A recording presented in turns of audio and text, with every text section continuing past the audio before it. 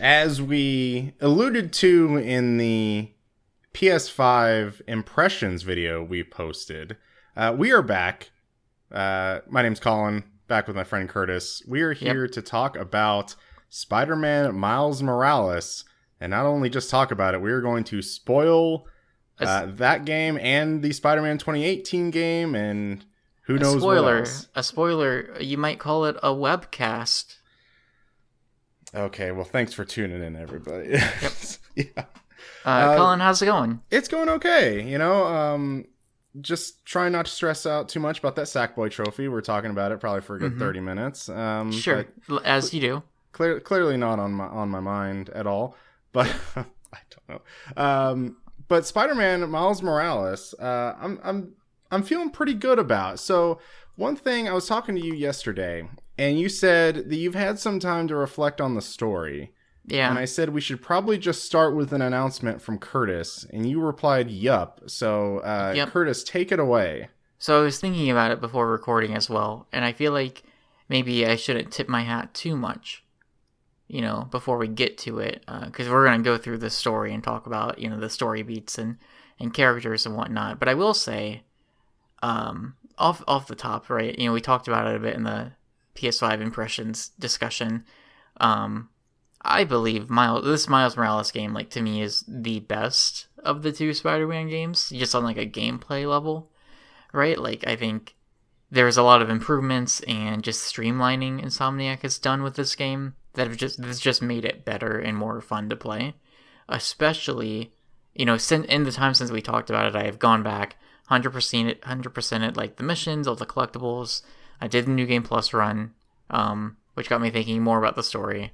But, I've platinumed this game at this point, which is not something I did with the original Spider-Man because it was way too much of just a hassle to do all the crimes and get all the, districts cleared. Yep. In this game, this wasn't at all. Collin, I don't know how much you use the activity cards, but those things are game changers for, open world games like this. I hope more games use it, because, when you complete a game, an open world game, and it's okay, I'm going to start cleaning up everything, eventually it just takes a lot of time, traversing the world itself. And so for Spider-Man, for me to just be able to open up the activity cards and go, oh, I want to do this side mission, and click and select that card, and within 3 seconds be right in front of the character who's giving me the side mission, totally just a complete game changer. Amazing. And I think if not for that, probably still would have gone through and platinumed this, but it would have easily added, probably several hours. Just because, or maybe not several hours, probably would have added a couple hours of time. Just, swinging to places. I mean, you could do fast travel. So, even if you don't have an activity card for the specific thing you need, maybe it's the collectibles, even the fast travel is, only a couple seconds. So, it's that 1-2 combo of fast travel, loading times being very, very small, and activity cards, making cleaning up all the stuff I missed in the open world, so easy, very simple and streamlined, which is great, because once you finish the game, for me, it's I still want to see the side stuff. I still want to see these stories, especially the Harlem side quest. And we'll talk about those because they're important, but sometimes I'm I've already played enough. I don't necessarily want to be just traversing, swinging around the open world for a while, or running around in any other game, right? So I thought that was amazing. I love that. That's super exciting for the next Spider-Man, because those will almost undoubtedly be present as well, right? But I will say, and as we'll get into the story later, I don't know how I feel about the story. I still think it's fine. I like all the characters in it. But I definitely feel like it kind of lost me the further it went, especially on the New Game Plus run. I did skip a lot of the cutscenes, but I was just kind of thinking about how every situation played out as I was going through it again, and thinking about characters and motivations and certain directions different characters take. And I definitely found myself thinking this. I think I'm just good on this kind of direction, and we'll talk about it more in depth when we get there. But I definitely feel I wish certain characters would have been swapped in their placement of the story, maybe like villains specifically.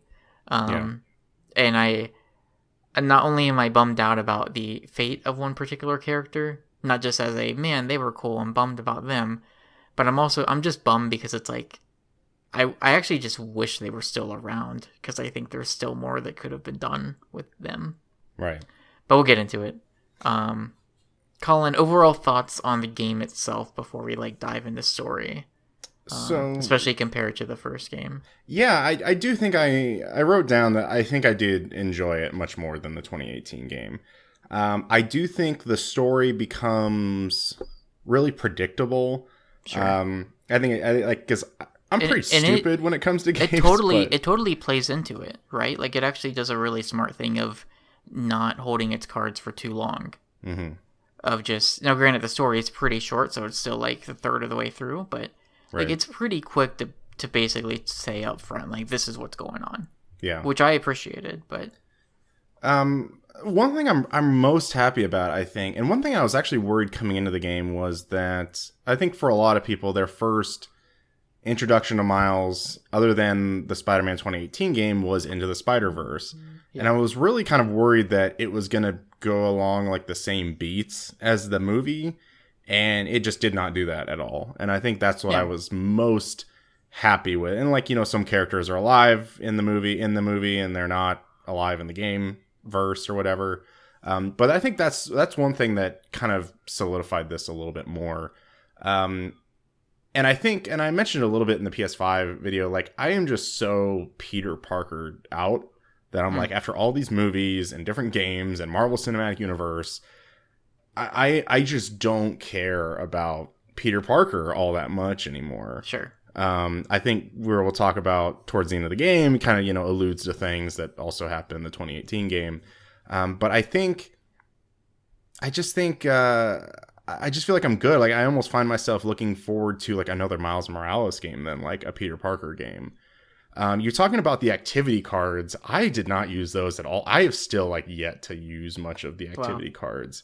I pretty much always. I guess it's hard to like demonstrate because you've like me. I've like platinumed this game, but it was such a nice like similar to Astrobot, like just going through and doing cleanup. Just being able to open it up, like pick an activity card. It's like, I'll do this right now. And just instantly be there. Yeah, and like... just great. And it weren't necessarily cards, but I mean, talking about some of the gameplay stuff, like I pretty much always use that Spidey app. Like it's such a cool idea that like you can just request Spider-Man on an app and he'll show up. And you brought it up in the other podcast, but like... I definitely found it really helpful as well, especially because there's a trophy for completing all the crimes and doing all the side stuff tied to them. Yeah. And it was super nice to just be able to look at it and go, okay, here are the 9 different crimes. This one I've done 3 out of 3 on. Oh, this one's 2 out of 3. Let me just go ahead and spawn that crime. Yep. Like the Spider-Man from 2018, one of the key reasons why I did not try and platinum that game, or I tried and then stopped, is because like you had to just swing around and wait for a crime to happen. Yep. Which is obviously very much in line with the life of Spider-Man, but I got games to play. Yeah. New console just launched. I got to play Godfall. Got loot to get. And I got loot to get. And it was so great to just be like, you know what? Let's just spawn one in. Let me just take care of some baddies right now. Yeah. Yeah. And thinking about talking about more of streamline, like I kind of touched on like the tokens and stuff like that in the previous game that I really like. Another streamline thing I like are the gadgets. So there's only, I guess, other than your web shooters, there's only like 3 gadgets compared to like the other like 7 or 8 in the previous game. And I think all 3 of these gadgets that they have are so much cooler and so much better and useful, and it complements the gameplay way more than all of the gadgets in the 2018 game. So like I really like the holo drone that it kind of like starts talking to you like Mr. Zircon basically, like from Ratchet and Clank. I thought those are cool. And then even just like the gravity well, like using the gravity well and then using like that venom smash or using like remote mines when like a bunch of enemies are grouped together.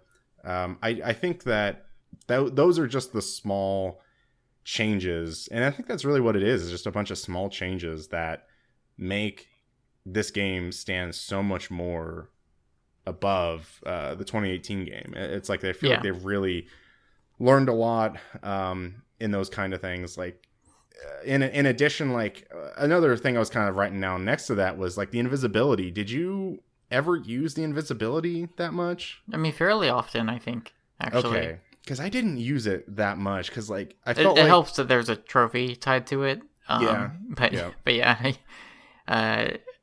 it's actually what's nice about something like this that is smaller and more condensed is instead of trying to make a full-blown sequel where you're trying to introduce a whole bunch of new stuff, they get to focus on like a couple new things and then really like streamline and refine what they've already built.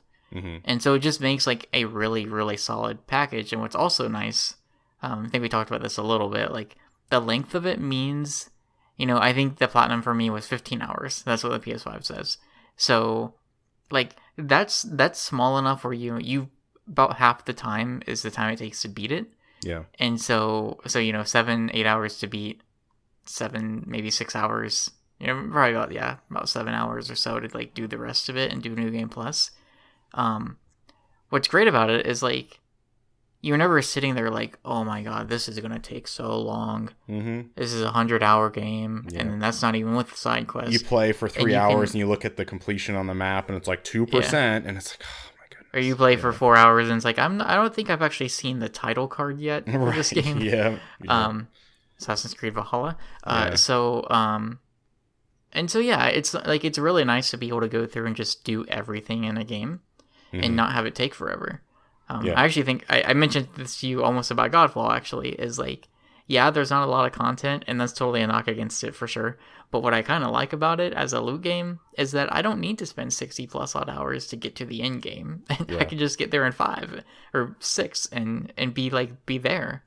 A little bit longer technically, but it's nice to like. I think something nice about these, I guess, quote unquote AAA games that are a bit smaller right now is we've been so inundated with 50, 60 plus hour games that it's nice to just like have this thing that is super polished and well made and looks great.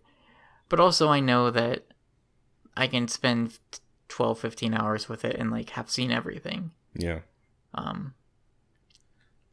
Did you have a favorite suit? Kind of before we get into some of the story, so, what was your favorite? The bodega suit with the cat. Oh, with the cat, yeah. So that was the one I think I used in all of New Game Plus. Other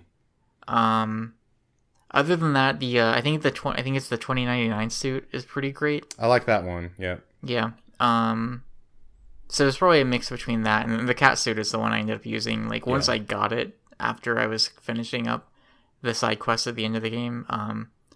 I think I just used that and used it throughout all of New Game Plus. It was really funny to see it during cutscenes. Yeah, because he like just the cat's just going around. The cat would just still be there. So that was funny. But that suit's great, and like it doesn't when you do takedowns, the cat is like actively participating in it. Yeah, and it doesn't really even happen that much. It's just every so often like. The specific kind of takedown will trigger where the cat will leap out and like claw at their face. Yeah, and it's every time it's like this is great.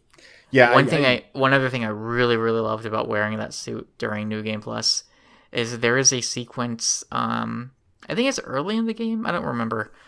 Miles is like, so like on the rooftop of his apartment building, he keeps his backpack, right, and so he'll like put it on and take it off.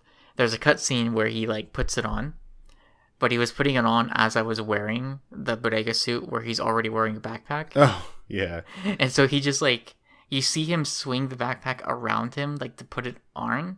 And then at some point, like as it swings like off screen, it just kind of like merges with the backpack he's already wearing. I don't know. Like it was like kind of clean, but also very much not. Sure. So that was funny. I love that. But I think my favorite is I can't remember what it's exactly called, but it's the suit you get for doing the Prowler side stuff. Yeah. Because I think it's also the same thing with the 2099 suit, like where it's kind of like glowing eyes.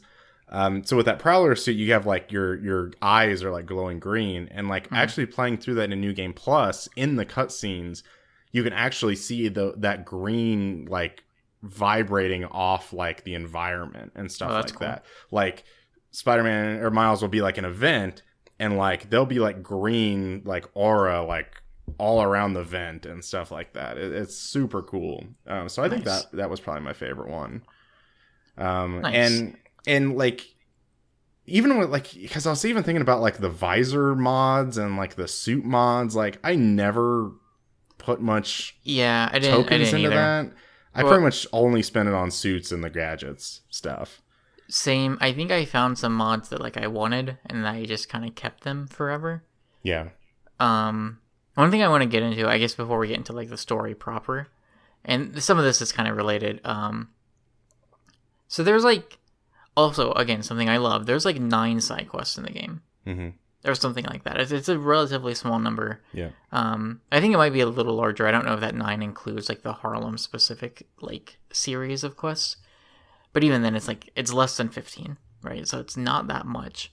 And all of them are important in their own way. One thing I really loved about this game, I don't remember if we talked about this in our other discussion, but it was this ideal of Miles being, so like Spider-Man, Peter Parker, you know, he protects New York, and like Miles does as well, but like his home is Harlem, and there was like a connection there.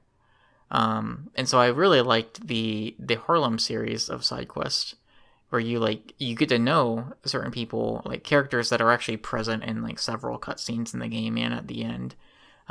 There's Haley, who you meet like several times, really, and like especially if you're doing if you go through and do the Harlem side missions, I feel like it becomes very clear that she is well aware of who you are.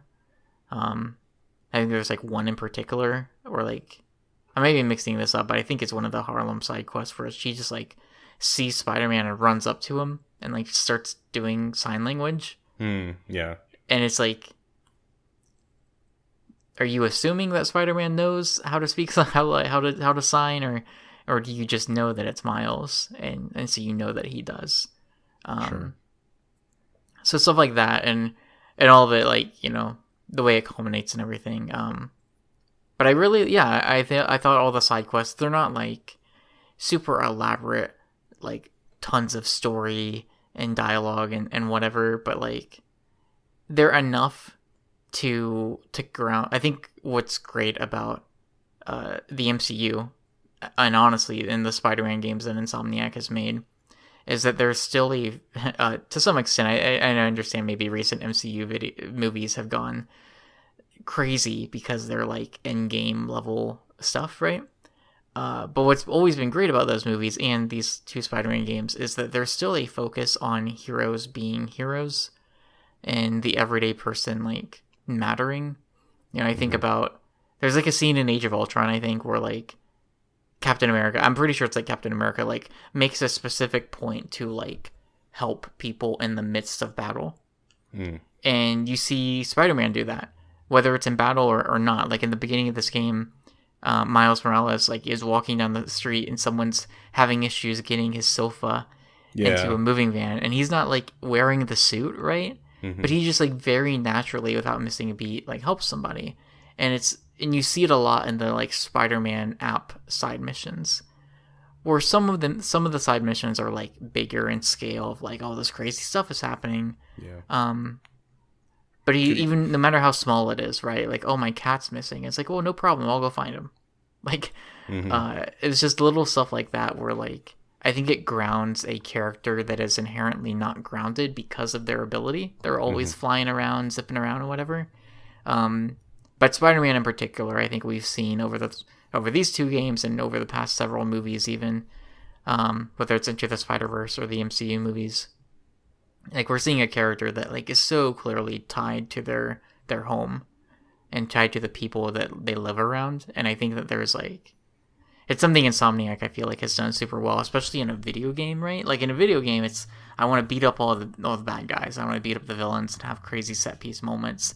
And so to have side missions where you're just tracking down a lost cat, or you're doing there's like a side mission in Harlem where you're just walking around like like the homeless shelter, something happened, like the power went out or something, and so they're all like out on the street and out in the park, and so you're just like walking around like talking to them and trying to help and trying to figure out what you can do to make their lives better, basically. And like it's not really tied to a supervillain or anything like that. It's just you're doing it because it's the right thing to do. And I love that about the side missions in this game and all the little side activities. They're all tied to like, this is where you're from, this is your home, and you're protecting your home, whether it's about a villain or just people who need help. And I thought that was great. Yeah, and like I'd love that. Let's say in this kind of speculation for future games, like we have Spider-Man 2, and Peter Parker is like taking down all the big villains and whatnot, but then you have like a Miles Morales sequel, like maybe a year and a half, 2 years later, and then like that's more of like the grounded story where like Peter is like taking on like more of like the big bads, and then like these are kind of like the more like like friendly neighborhood stories. I think it's is in really the important. name. Yeah, exactly. It's in the name. Yeah, exactly. Cool. But with that, I think we can probably jump into some of the story stuff. So, sure. Story starts off. Rhino is kind of the big set piece to begin the game. Is this kind of like the best set piece in the game, other than maybe like the big bridge section and like the section at the end? Is this? Yeah. So there's probably what, like 3, I would say. Yeah, so it's this. so. It's the bridge that we saw earlier in one of the PlayStation showcases. Mm-hmm.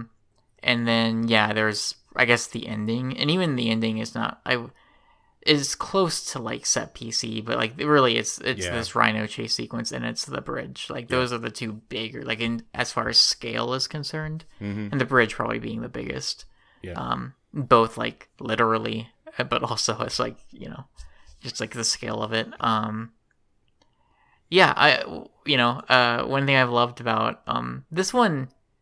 So in the original Spider-Man, or 2018 Spider-Man, the very very beginning of it is like Spider-Man leaps into the air and you're immediately swinging, and that was a cool thing to just immediately throw you in. In Miles Morales, you actually there's like a couple minutes of a Spider-Man on the subway. Yeah, he gets out, he's texting his mom, and then he's just walking, listening to music. Just vibing, walking down the sidewalk. He helps the guy in the moving van. He notices like the graffiti art of Spider-Man, and he's like, "Oh, you should put that new Spider-Man. He's pretty cool. You should put him on there too." You go through that whole thing, and then eventually Peter Parker he's like, "Hey, the envoy's moving. We gotta get going." Yeah. And I think that's like the first time you see Miles have to make that choice of like, well, my mom. But also my at-home responsibilities, my personal, my family responsibilities, but also my superhero responsibilities. Naturally, he chooses to meet up with old Peter Parker. And then it starts, and so you're swinging, you're chasing a Rhino through the streets. There's like a quick tutorial fighting sequence. Which one thing I liked about this opening is, and I think the thing that immediately got me excited about future Spider-Man games from Insomniac is I think this is one of the only times in the game where you are actively doing something with another hero with you. Yeah. And so as you're like doing this fighting tutorial at the beginning, just to kind of like, to be like, okay, this is how you play the game if you remember, or if you don't remember, this is what you do. But as that's happening, Spider-Man and Rhino are tussling. Yeah. And they're like circling this fighting arena that's basically been created for you. And so it was really cool. And it continues throughout the sequence where like, as you're doing things, you're also like getting really quick glimpses of like Spider-Man is like crossing in front of you through the screen, or you're like swinging around and you see Spider-Man is riding Rhino through the streets. That stuff was like immediate. Oh man, like Spider-Man 2 is going to be crazy. Like having, like, as we're starting to build up more like characters, because the 2 Spider-Man, the Prowler will probably be in there in some form. Like you start thinking about the different characters who will be reoccurring. and like that stuff started getting me real excited really early. You crash through the mall.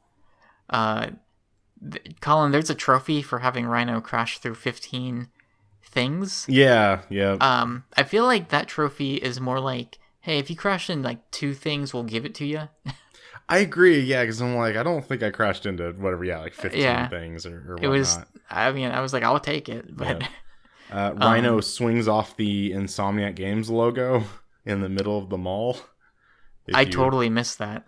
That's funny. Yeah, so there's a part where like he jumps at the very top and there's like the new Insomniac logo and like Rhino like swings off. I know like exactly what you're talking about, but I know the exact moment. Yep. Because there's like that swing. But yeah, I totally missed that. That's funny. Yeah.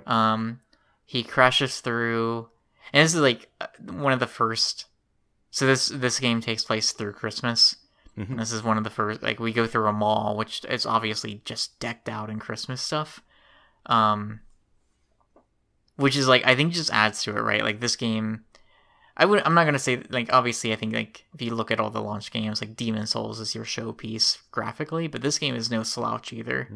There's definitely like moments of this game that just look outstanding. And then I think like getting dragged through this mall is one of them.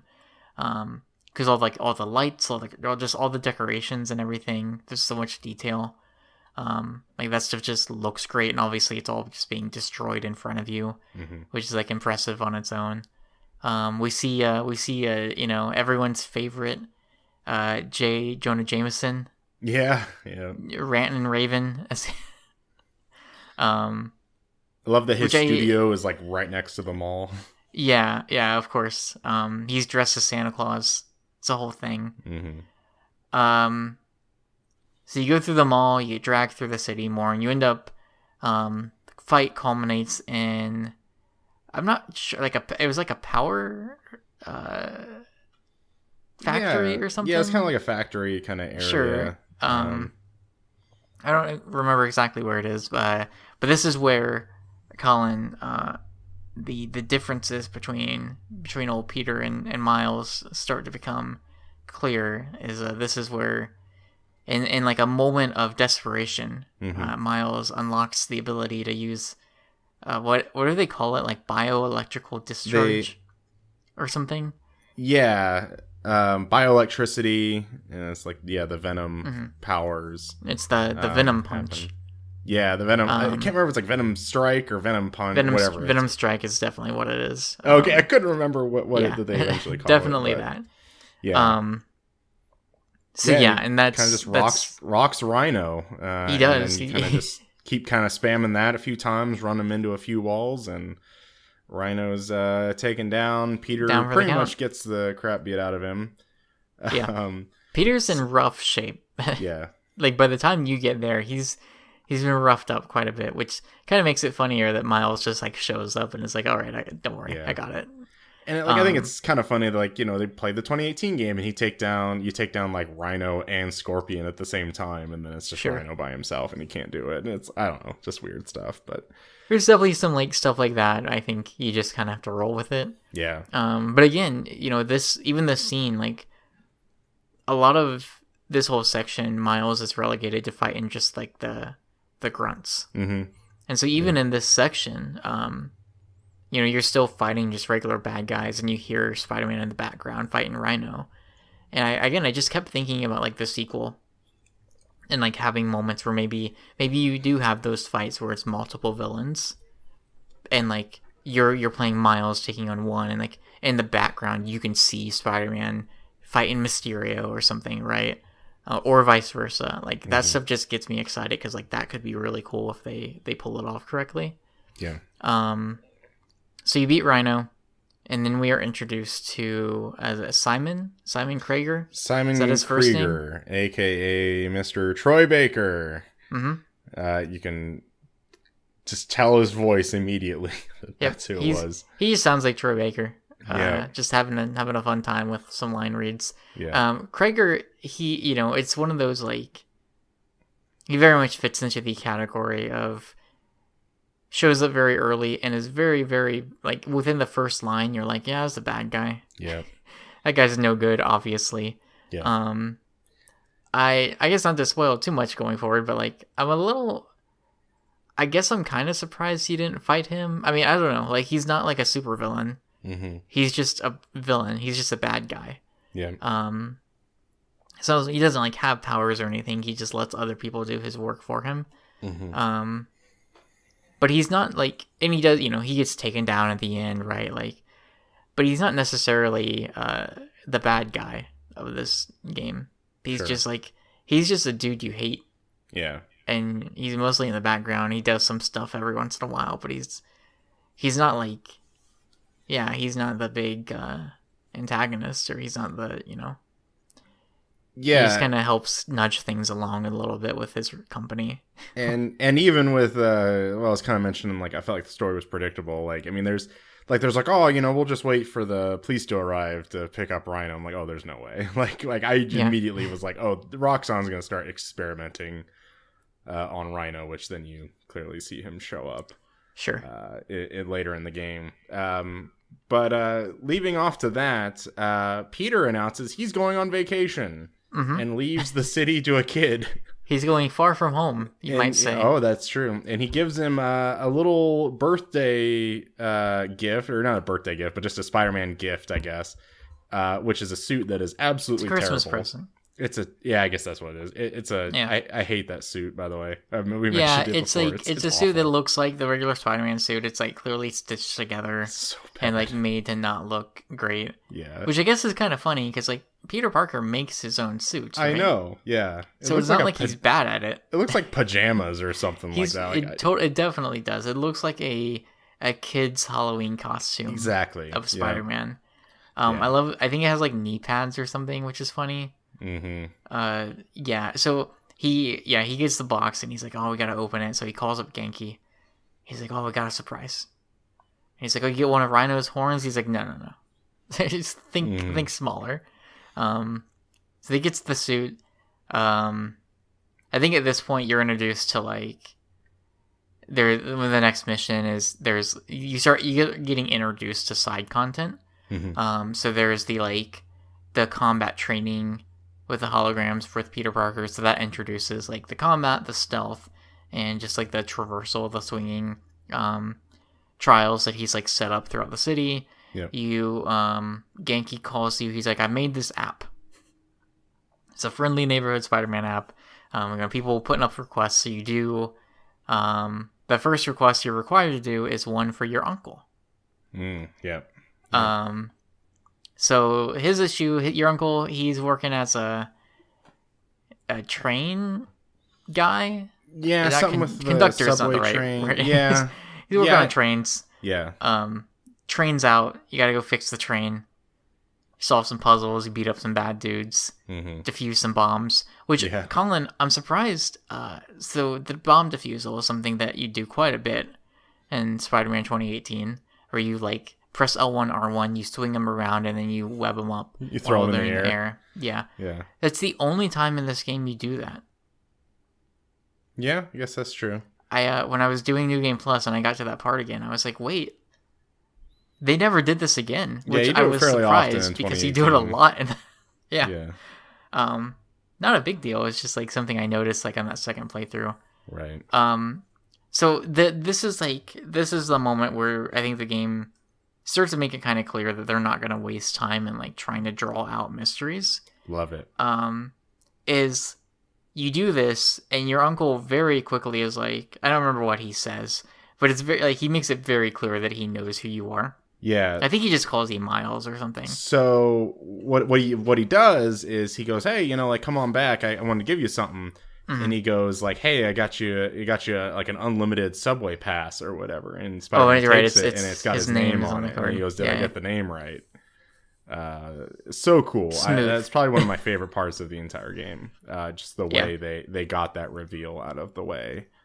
And so then, he shows up later in the story, whatnot. But we'll get to that for sure. Yeah, even talking about later on with the Finn reveal, like I love that they just got that out of the way. Like it's not like this drawn out thing where it's like keeping the mystery up and whatnot. I mean, the pro of this, right? Like, and I feel like I don't think Miles Morales is the only one to do it. I don't know if I can name any specific examples right now, but I feel like in recent years, like it's been a thing of like, oh, we'll do the reveal earlier because it's going to be kind of predictable. And then what's good about it, and I remember thinking this at the time, especially with the Finn reveal, is just thinking, oh, okay, cool. We still got like half a game of like development, of like character development that we can do without dancing around the big spoiler. Right. And the same thing with your uncle, right, as the Prowler. Like that. Now that part, like we know as an audience, and I think even the Finn thing, like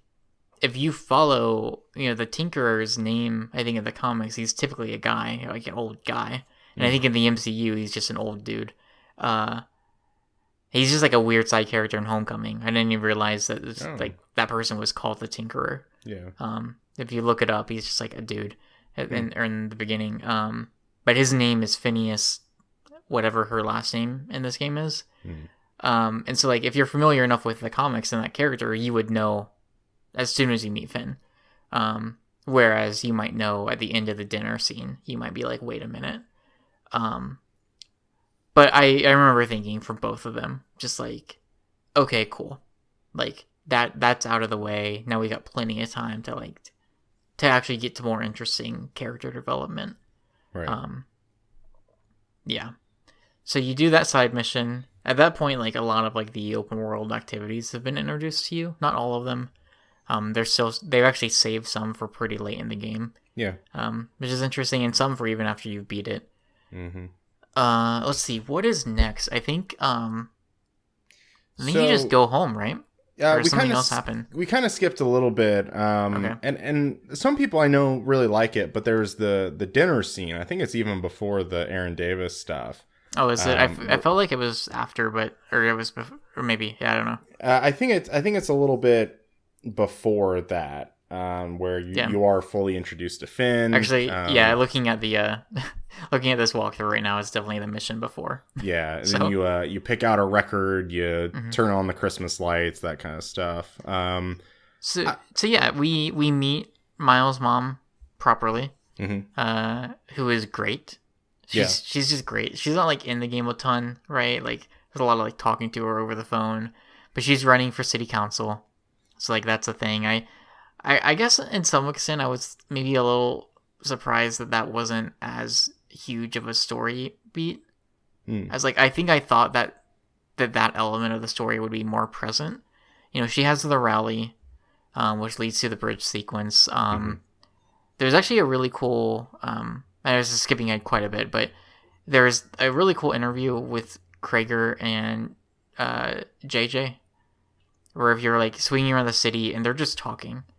And it's interesting because it's the only time you really hear JJ sound just like he's a cat, like a regular guy. Like he's not yelling, he's not screaming like conspiracies.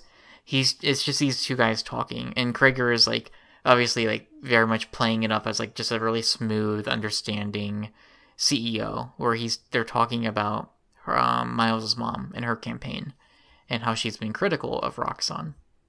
And Krager's like, I think she's great. She's obviously a wonderful person, really like cares about the city, totally understand. And we just disagree on things. And I think she's just, I think if she understood a little bit about what we do, he just kind of goes on and on in that kind of like, with that kind of language, right? Yeah. It's like, I thought that was like a really cool moment. Where it's something that like, it's not a cutscene or anything. It's just like on the radio that pops up at some point in the story. And I really like that stood out to me as like, cool, okay, yeah, like Krager generally is the most blandest of bland characters, right? But I thought it was interesting to hear that because again, I think I expected her campaign to be more present in the story, and it kind of wasn't. It was for a couple scenes early on, but the further you got, the more it was about Miles and Finn. Right. But that whole dinner sequence, I think it's the first time you see Genki in person. You meet his mom. There's a surprise guest, so Finn shows up. And it's that old childhood friend of Miles. It very clearly like some romantic intrigue. Right. Stuff going on, maybe like very light. but clearly there. So just like some awkwardness between, mostly on Miles's end. And there's a lot of stuff in just your apartment that you can look at and learn, about Miles, about his family, about his friends, what's going on in his life. One thing I want to say really quick, Colin, I mentioned this to my brother. You see, you turn on the Christmas tree lights as you're like getting the apartment ready for the guests. So you're like putting music on, turn the Christmas tree lights on. I was just like impressed by the Christmas tree graphically. I don't know if that's a weird thing. It just, I think with the lights on, I was like, man, they did a good job. They did a good job making that. I guess I hadn't really paid much attention to it. I just, for whatever reason, I was like, yeah, this looks great. Yeah. I will say, I don't know if I mentioned this to you before. I accidentally played the game entirely on performance mode the first time. And I just forgot. I think I just forgot to like check which one I was playing as. So after I beat the game, I turned on, I played it through graphics mode the first time. Fidelity, I think is what Fidelity mode, sorry. And then when I turned on performance mode after I beat the game, I just started laughing. Because it was like such a incredibly huge difference. Really? Graphically, didn't really notice much. But the frame rate, it was like, as you know, especially with a game like this where you want to feel like you're going fast when you're swinging through the city. Mm-hmm. It was pretty astounding how big of a difference it felt like. I was 100% performance mode. I did not go to. I mean, I'm glad I did both, but I feel the same way I do with Demon Souls, where honestly, even looking at the two, I'm really not seeing a huge difference graphically. I think it still looks really, really good in performance mode. So it didn't really bug me at all. I was like, cool, great. Yeah.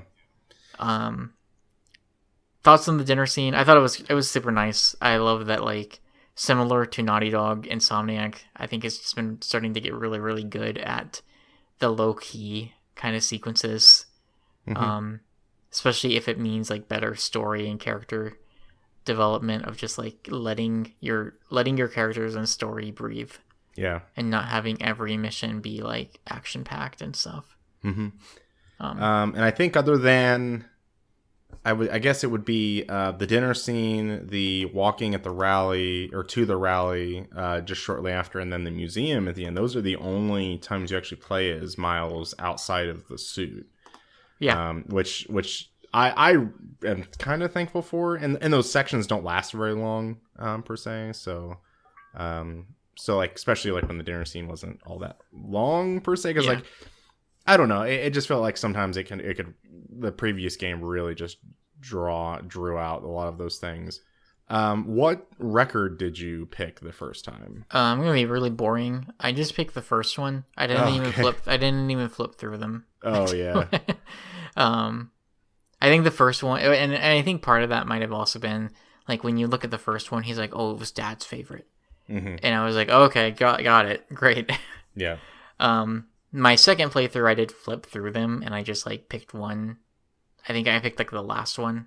I think that's the one I picked because it was like, oh, that was Uncle Aaron's or something like that. Yeah. And there's different dialogue for each record that you choose. Yeah. As well, and that was like, oh, this was Uncle Aaron's favorite or something like that. And there's like a Christmas one. There's like more of a jazzy one. But I like little things like that for sure change it. I do think other than after the Aaron Davis stuff, I do think it kind of leads into the sequence on the bridge, if I'm not mistaken. So yeah. Well, looking at this list here, so yeah, after that. That's when you do the app. That's when you do the train sequence or fixing the train for your uncle. And then after that, so during the as you're washing dishes with Finn, Miles very casually is like, "Hey, we should hang out sometime. It's a date. I mean, not a date, but like, you know, like, very smooth." So they actually end up texting and meeting up, and it's a really short sequence. It introduces like the time capsule collectible. Yep. However, there is, a brief scene between the two of them, and it's like, I think Miles says something like, "Oh, we feel like both of us were hiding things from each other. So next time we hang out, we had no more secrets. Mm-hmm. And Vin's like, maybe. We'll see. Slick, I'll see you later. And, she runs off. So again, a little more teasing. Collin, was there like a point where you were like, oh, she's the Tinkerer? Because to me, it was, I think it was the dinner sequence. Or it was maybe like after the dinner sequence happens and I'm like swinging around doing the mission for your uncle. And I was like thinking about it. I was thinking about her like very smooth but not smooth transition from how's your uncle doing working for Roxxon into why would anyone work for that company? Oh, sure. I think for me it was like I was like, oh, she's totally them, right? Yeah, I guess at the moment I was thinking about like, okay, it's going to be a small world, but I guess like how small of a world is it going to be? So I wasn't like 100% sure, but you do get that reveal later on. Yeah. Is it the bridge? So it is. It's the rally right after this. So yeah, you're introduced to the time capsule collectible stuff. Mm-hmm. And then you and Genki, you just walk in the streets of Harlem. There's a rally happening for your mom. So everyone's all set up. This is another like cool moment. Just I think like graphically, right? Like it's nighttime. There's a bunch of lights. There's a lot of details. So I think a lot of this game, you're just swinging. Like a lot of this game, you're kind of swinging through the city, and it's mostly just like skyscrapers. And so generally, it's not like. It's like it's a good looking game, but it's like it's just a bunch of buildings, right? But I like moments like this where it's much more like it's street level, literally. Cameras zoomed in more. There's a lot of details. There's lots of lights and characters and just like things happening. And I think it's a good way for like Insomniac to just kind of showcase some graphical stuff that they got rolling with. So rallies happening. And then what's the group? The Underground. Yep. And Roxxon, they start tussling. Things are happening. I think your mom, Miles' mom, like falls and breaks her wrist. Yeah, or breaks her like arm like or something. She gets injured. So she's fine, but she like she's in a cast. Her arm's in a cast afterwards. Genki's like, oh, don't worry, we'll get everyone to safety. So you suit up. And you head towards the bridge because that is where the Underground is trying to get. You might have to correct me on the name of this. It's the new form. New form. Yes. Yeah. It is. That is their like. This game's electrical. It's the power source. Right. Yeah. It's going to change the world, and it's the thing that the Underground doesn't want. Because also it's really bad. Yeah. There's some secrets that you learn about, and it's no good. Mm-hmm.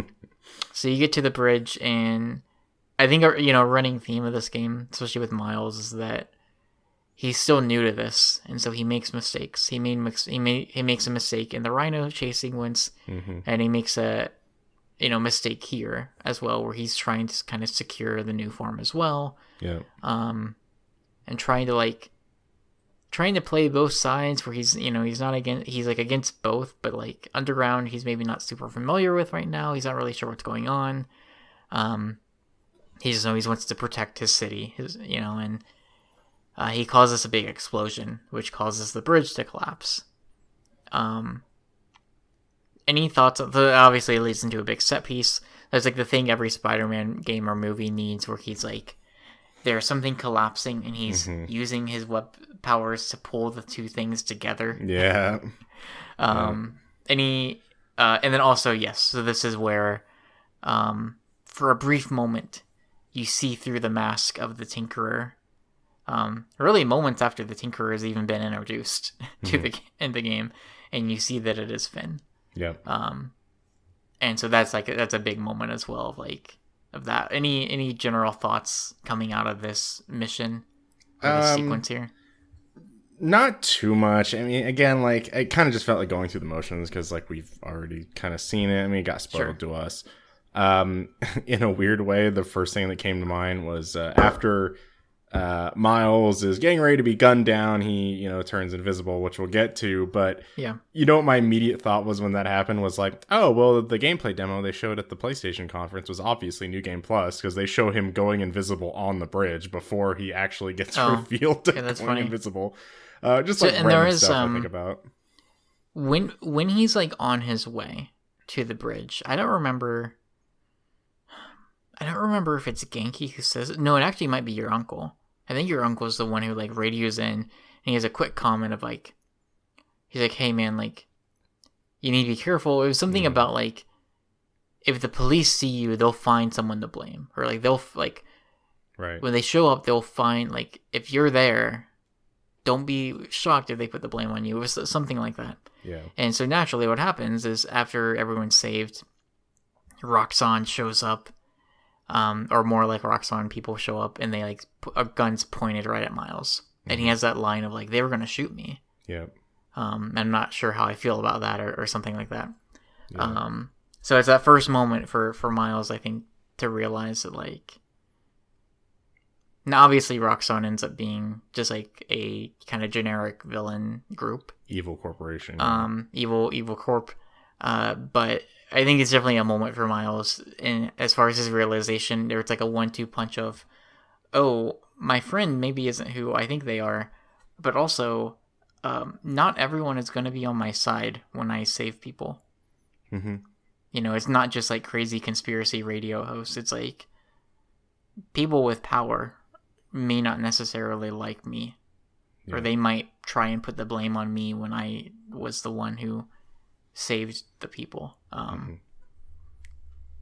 Not a whole lot is done with that at the end of the day, but it's like it is a big moment for his character for sure. Yeah, and again, that's kind of in addition to the when the Venom powers get introduced. This is kind of like Miles's back up against the wall, kind of natural instincts that happen. He kind of disappears, and Roxanne's like, "Well, what happened? Like, where'd he go?" Yeah. And they, yeah. Then he escapes. Yeah, I thought the bridge was fine. It just kind of felt like generic kind of set piece to me, I guess. Sure. Is this where the new suit comes in, or is that later? Where like he gets the classic suit, I guess. Oh, I think it might be. Yeah, there's a few montages in the game. This might be it. Okay. Because I do think, I think it's right, because when he comes back and Genki's like, "Are you okay?" That's when he's like, they were gonna shoot me. I don't know if I'm okay. Mm-hmm. He's like clearly shook, and I think this is when like there's a time, I think it's right here, where he just like sleeps for days. Mm-hmm. Yeah. And I think that does lead into like the montage sequence where they're like planning out stuff. He's making the new suit. This is his big like reveal, right? Mm-hmm. This leads into, I believe also in the montage he's like trying to drink upside down. Which is like funny, Peter did moment. Earlier. Yeah. He does, one of the first things he does afterwards though is he goes to Finn's family has like a shop. Oh, that's right. Yeah. It's like a hardware shop or something. So he goes to investigate. He's like, all right, gotta figure out what's going on with Finn. Shows up there. There's like a breakable wall that is missing some bricks. And it's got this purple aura coming from it. It's like very clear. There's something going on. So you break through it with your Venom strike. Mm-hmm. And there's like a just like makeshift lab basically. And that's where you find, if you explore a bit, you find some like old tapes of Finn and her brother. You kind of figure out there's something's up with Roxanne. Something happened to her brother. You're not really sure. And then some of the underground show up. Yeah. And there's like, he's trying to go invisible. He fights some people there, but generally it's like that whole sequence is just more like build up of why is she the Tinkerer? What happened to her uncle? And I don't remember, Collin, up to this point, like, is it confirmed that he's dead? Like, it's very clear that her brother is dead. But I don't think she says it. I think she just dodges the question, right? Yeah, I don't think that she had like officially said that. Oh yeah, or like he's doing something, or but then it's this cutscene that you actually see that he's And I kind of guess got evaporated. on the second playthrough for me, I was thinking about it more, and it just felt weird that they just didn't know. Right. It's hard to tell. I think they mentioned that it had been a couple months that they had spoke. But before then, it seemed like they were best friends and like they had all like they were all very well acquainted. And so it seemed weird that like Miles and his mom would not have found out or known that her brother was just like dead. Yeah. Not a huge deal, but it was definitely something that crossed my mind. Of like they didn't know this before. They like weren't, I guess like they really just had not spoken. So even in this scene, I actually kind of missed out on some of the dialogue. Okay. Miles is at the computer, he's typing, they're showing the videos, and I hear the audio from the video of being like, Finn's talking and whatnot, but then they cut back to Miles where like Miles is like explaining it or whatever. Yeah. And you can see on my end, you could just see Miles, like, you can clearly see he's saying something, but there was no audio or no because I even had subtitles on. There was no audio and no subtitles, but, like, you can clearly see that, like, Miles is supposed to be talking right now. So, like, I kind of missed out on some of that, but I ended up getting it in New Game Plus. It worked fine, but that was, like, the one time I kind of had an issue. So I was like, I think I know what's going on, but, like, I'm not 100% sure. But... what you end up finding out is Finn was like recording this entire segment on like her phone, and then she ends up like dropping her phone into this kind of like an abyss turbine. So they're in like a reactor room, and it's circular, and there's like levels to it, and so they're on like a railing kind of thing, or they're on like a scaffolding, right? So she drops it and it just falls to a lower level. Yeah. And so naturally, of course, like your next step, let's go find this phone. You gotta get that phone. So you break into this Roxxon center, and I think it's pretty quick. I think it's like shortly after you break in, Prowler shows up. Yep. Just walks up to you, and like very immediately reveals who he is. Right. That's so good. I'm like so thankful. Yeah. So what's interesting is my only experience, and probably the only experience for a lot of people, of the Prowler is from the Spider-Verse movie. Mm-hmm. And so, I wasn't sure. I was like, I wasn't sure what to expect, I think, from like the Prowler's portrayal in this game. And I think I got from the movie that he was kind of like anti-hero, right? Like not necessarily one side or the other, but probably skewed more like villain, right? I guess in their encounters, right? So it was kind of cool to actually like have it very quickly, like, hey, this is who I am. Maybe not super happy about what you're doing, putting yourself in danger, your family, but also let me help you out, kind of deal. Right. So again, it was actually kind of cool. There's a few sequences where you're fighting alongside Prowler. Did you ever do any of the takedowns? Oh no, I don't think I did. I only saw it like one time. Takedowns, but there's a takedown where like Miles or Prowler hits him and then you hit him right next to him or something like that. Yeah, there's a kind of like a tag team takedown, which is really cool. That's cool. I don't think I actually did any of those. I think I was always like on the opposite side of the room. Oh, so maybe that was why. But and it was just by accident. I wasn't like, I'm gonna try and do this, but I was like, whoa, that's really cool. Nice. But so you end up getting the phone. You end up saying like, I gotta shut down the reactor. Like I can't, just let this thing go. And then so a big reveal, like, and the reason why, right? Like you get the phones and you through the information you've like sussed out from Finn's phone and whatnot is that this new form, the pitch from Roxxon is like it's the new great energy source. It's gonna even just a small bit of it can power all of New York for hundreds of thousands of years, something like that, right? Yeah. It is like the very like typical, like this is the new crazy energy form that's going to be incredible and change lives, but has a really dark secret as well. Mm-hmm. In this case, what we learn about Finn's brother, and kind of the future of what would happen is if this became like a regularly used power source, is that it makes people sick. Right. is it's super unhealthy, and like and I think there's even a comment from Krieger where like it doesn't matter, it's just gonna make the poor people sick and no one cares. And it's like that kind of thing, right? Yeah. And so like that's a big thing you learn, and it's why Finn, as the Tinkerer, is trying to take Roxxon down. Right. So you start to figure out like what her motivations are because of Roxxon, because of Krieger. We see through her phone video the death of her brother. We learned that Krieger basically personally did it in a roundabout way. So yeah, you shut down, or in the first teaser trailer that we saw of Miles Morales. Mm-hmm. The thing that we're seeing that we did not realize until playing this game is that he is basically what happens when he shuts down a reactor. Mm-hmm. Yeah. So I don't know if this happened on your end, but like, so I shut down the reactor, and then like, you know, the whole play, like Miles is like really in pain or whatever. I don't know if this happened to you, but like the game actually stopped and it said like now loading Metal Gear Solid 4, and it actually just showed the microwave sequence from Metal Gear Solid 4. It was really weird. That didn't happen for me. What was interesting though is I had to climb a ladder. Okay. Yeah. And it was weirdly long. And this song started playing. It was weird.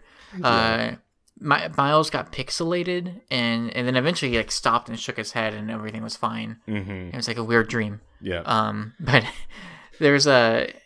think there's like, I'm not gonna say it's confrontational, but you're talking to Prowler over your head, your whatever it is, phone, something, earpiece thing. Yeah. And I think he's like, you gotta get out of here. Doesn't matter. Yeah. Prowler is very much like, I think like tolerating what you're doing. Yeah, but I agree with that. I wouldn't say in favor of it. Yeah. Which is fine, and I think understandable when we learn some more things about the Prowler. Right. But yeah, like Miles, it clearly you can see like shutting down the reactor takes a toll on Miles. Like he's like walking it's also, really slow. And I think like nothing against that sequence at all. Yeah, they do definitely. They have their own hallway sequence, but it's super short, and like once you get to a wall to climb, he's totally fine. Yeah, he is. Yeah, I thought that was pretty funny. And I feel like I guess at the end there's a sequence like that, but it's a little more drawn out, and it's not like he's totally fine immediately afterwards. But it was just funny to have that and be like, okay, I guess, I guess give it 15 seconds and shake it off, and you're good. Right. Yeah. Anything else happen at the end of this mission as you're escaping? I'm trying to remember. I don't think so. Yeah. I think the next thing is basically Matt, correct me if I'm wrong, but Miles is then gonna meet with Finn to try and get into the underground. The next mission is called Underground Undercover. Oh, of course. So you meet up with Finn at this coffee shop. At this point, you know that she's a Tinkerer. She does not know anything about you. She is angry at Spider-Man. Mm-hmm. Because Spider-Man showed up and just like ruined her plan on the bridge. And she's technically right about that. Yeah. Like, she's not wrong. So you're talking to her, and you come up with okay, so I think this is the beginnings, the rumblings of where I am like, where are you going? Or why are you going this way? And starting to wish that perhaps the story went a different path. So there's a lot of like like suspension of disbelief you gotta put up for like the back half of this game. I think starting with this sequence, Miles is like, all right. He's like, so, after the bridge sequence, he's like, I heard that there was like a commotion at your family shop. That's what it was, right? Because there is the fight when you're leaving, and he's like, hey, there was like something. So like I just went there to investigate and see if everything was fine. And when I did, I found out what happened to your brother, which again, like implies that he broke through a brick wall and and was like looking through her phone and looking through all this like lab technical stuff. So he reveals to her that he knows about her brother and he knows that she's the Tinkerer. And I feel like what was funny, like he's like, I found out what happened to your brother. she like, leans in and she's like, What else you find? What else did you find out? And I'm like, what? I was like, you're not gonna ask any other questions, Right. like, so he tells her, and he's like, I want to help you. I want to join your crew. She's like a little hesitant, but like, all right, whatever. Mm-hmm. So they leads into a rooftop, and they walk across this crane to like an adjacent side like skyscraper.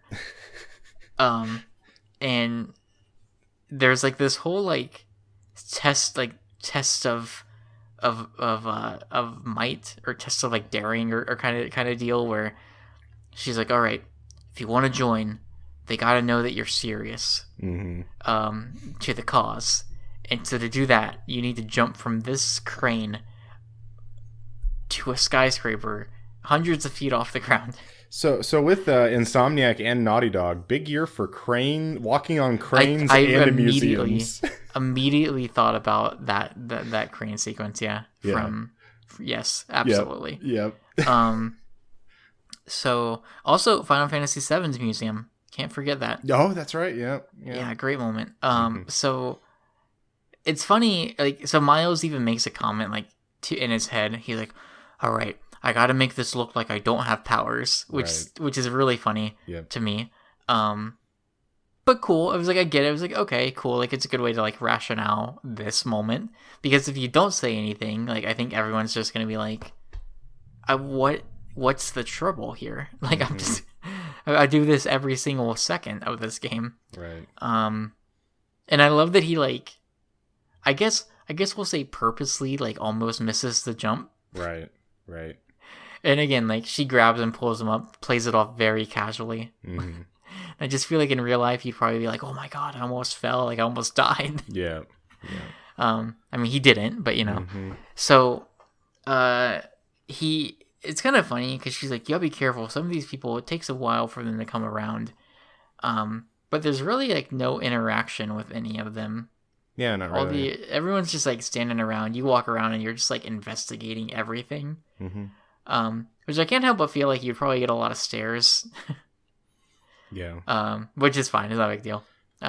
So you're actually in the Fisk Tower now, because yes. like once Fisk is gone, there's like a portrait of him, you know, like it's drawing. It's definitely on a cool detail. There's like a handful of things that you can notice and be like, they even show, I guess, that they took down the rest of the demon gang from the original Spider-Man 2018, which I think is like a little cool touch. Is like you can walk by and there's like tons of money laying around. I think these are like necessary things you have to interact with before I think so. Finn has to go to the basement and like, somebody needs you for something. And then Miles then tries to text with Genki saying like, I'm in, whatnot. And then, you know, Finn kind of shows back up. It's like, who are you texting? At that point, I thought that she knew something was up. But I guess it didn't really feel like that, because then Miles just kind of plays off like, you know, my mom needs me at home or something like that. But then that's when he puts on the suit and takes on the rest of the mission. I mean, I think that moment is definitely there for like some tension, but it definitely like is played off very quickly. Of just like, it's my mom. She's like, right now, really? She's like, yeah, you know. And I think what's kind of nice about it too is like, because she doesn't press on it, I think it's a good like moment of her character of just being like, Finn's not bad, right? You know, like, what we learn about her intentions is that they're definitely misguided, because she doesn't know what it will cause.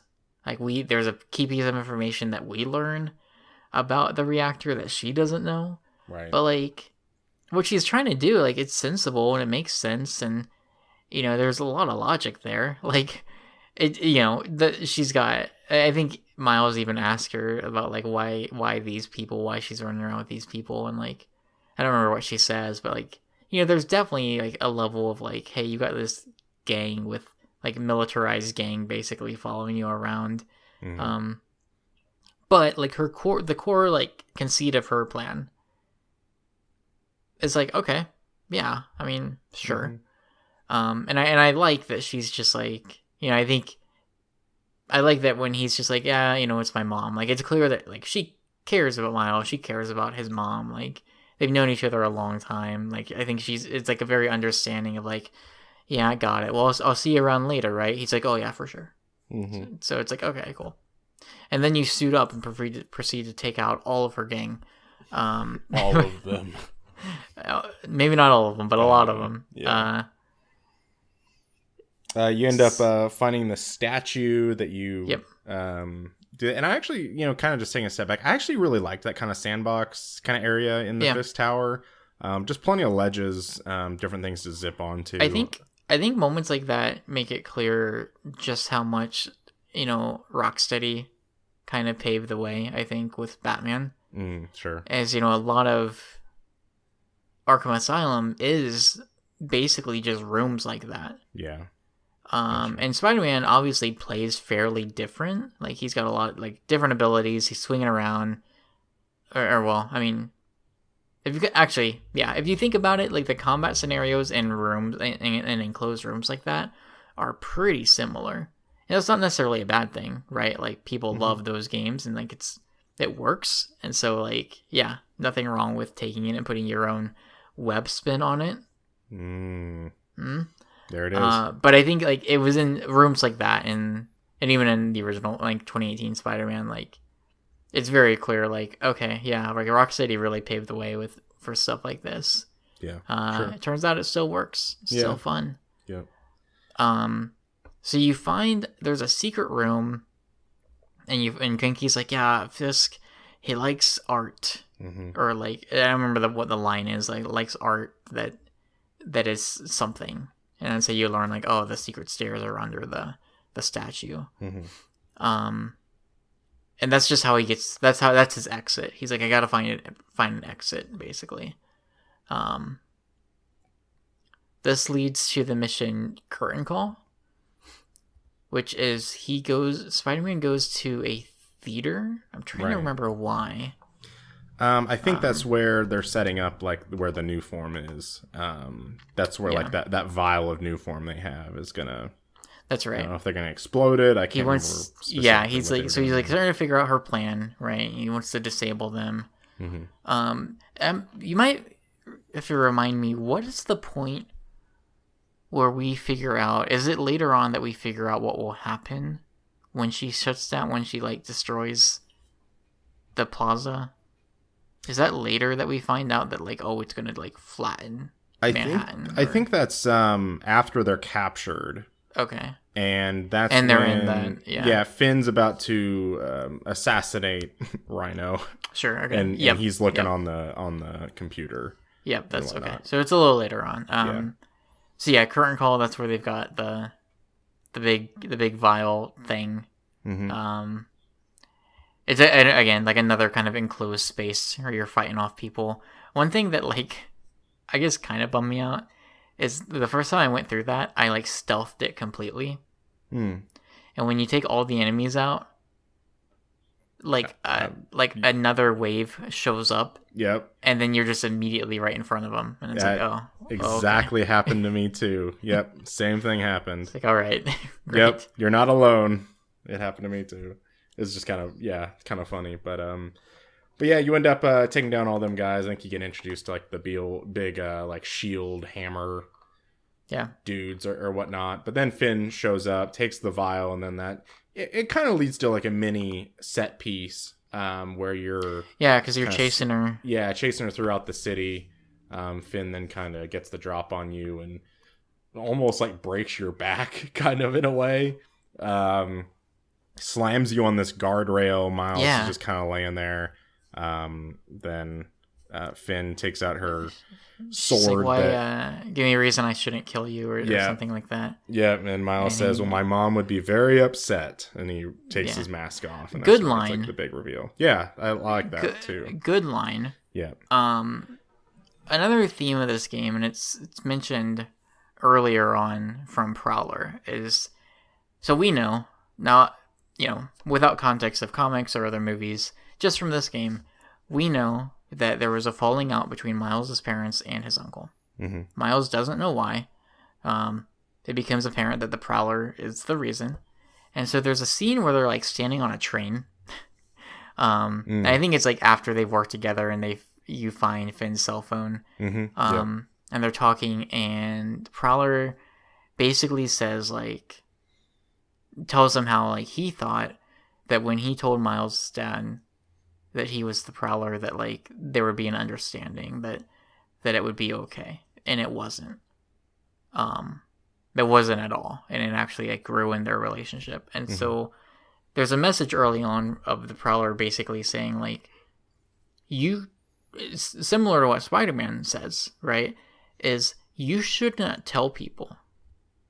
Like, even people that you think will be fine with it, you can't tell people this because you don't know. Like, ultimately, you really just don't know. And so what's interesting is, like, by the end of the game, several people know of Miles' own choice to some extent, some not as much. But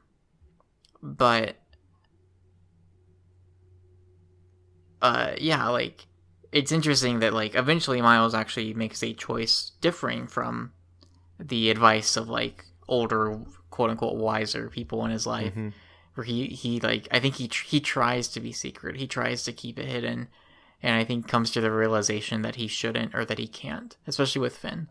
Yeah. And so, again, like, that reveal was something that I would say, yeah, great. Like, this, again, it's, like, driving that emotion forward, it's driving the character's development forward. Yeah.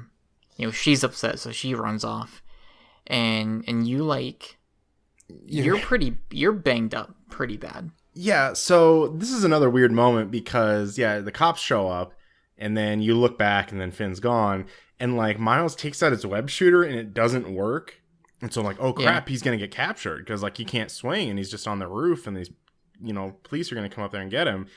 And then it just starts the next mission or free roam where you can, like, oh, I can swing now. And I was like, what? Like, so it didn't work a second ago. Well, don't you come home? Don't you come home and that's when your mom finds out, or when his mom finds out? Well, I think you have to swing home still, though. But is that when? I don't think that's. No, that it's not at that point. Okay. The mom doesn't find out until after you guys have been captured. Yeah, no, that's right, because Finn beats you up again. Right. Yeah, okay. Right. Just mixing up times where Finn beats you up. Yeah, I know. Yeah. So after that, you there's like another quick side mission with your uncle where it introduces, like, another collectible. And you're like, it's like sound based, so he gives you a sound file. Yeah. And you've got to find something in the environment that makes the same sound and, like, copy it. I like those missions. Thoughts on these? I thought they were okay. I think after a while, I was like, because I'm like, oh, okay, this is kind of cool. But then, like, the more you do them, you're like, I just want to find this freaking thing. Like, I just, it was really kind of hard. There's not many of them either, which is okay. So you have a box, like, on the mini map of, like, oh, okay, this is where you need to be, but it doesn't, like, the actual location of the sound is outside of the box most of the time. Does that make sense? So, like, you have an area where you're supposed to be standing, but then, like, like, oh, it might be this, like, church bell, like, way down there that you're supposed to hook up to. But I wasn't too. I just think it was a neat idea. I just kind of found them kind of, like, tedious and boring after a while. Yeah, they're not too bad. I think the only one that's, like, I would say is maybe bad is the bird one. So there's the one where you're in Central Park. You're supposed to be invisible. Yeah, so you're supposed to record birds that are, like, gathered on the ice.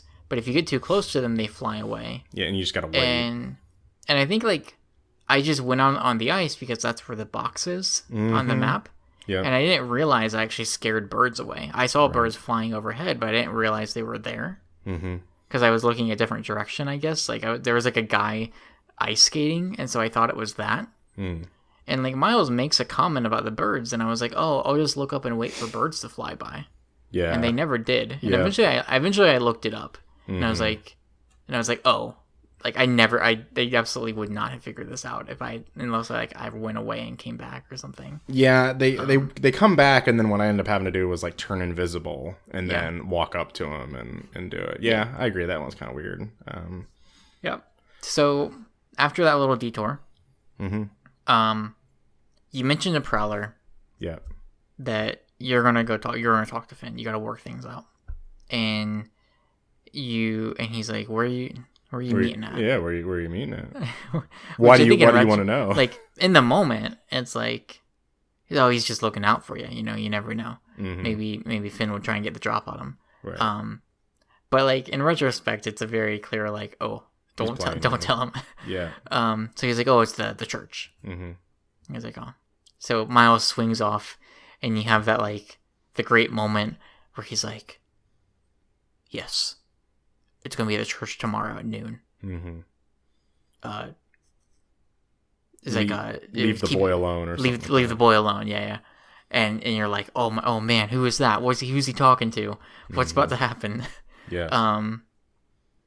You know it's Krieger. You know, like, there's no yeah. is this some new villain they're gonna introduce? Like you just knew it was him. Sure. So they meet.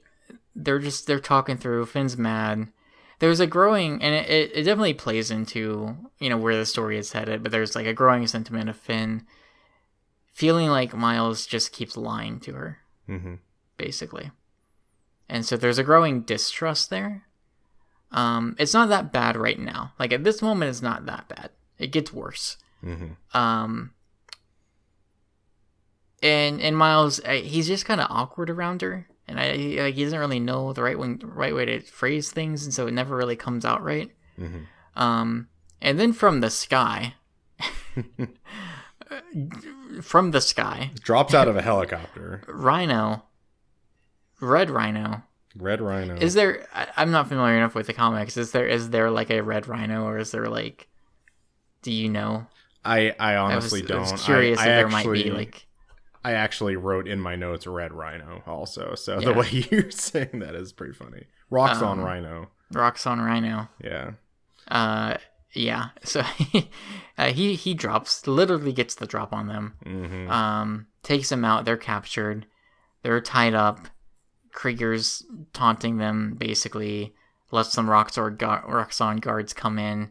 They're basically gonna kill Miles. Right. And then you, as the story permits, unlock a new ability. I'm gonna call it like Venom Blast. Venom Blast sounds right. It's like a shockwave. Right. Yeah, it takes him out. Area of effect kind of thing. Takes all 3 bars to do. Luckily not that large because it does not affect Finn at all. That's true. Yeah.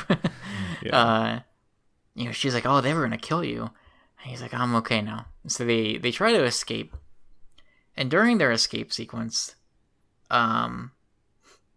they run into a hallway where Krieger, Rhino, and the Prowler, I think all 3 of them are together, right? Right. Yep.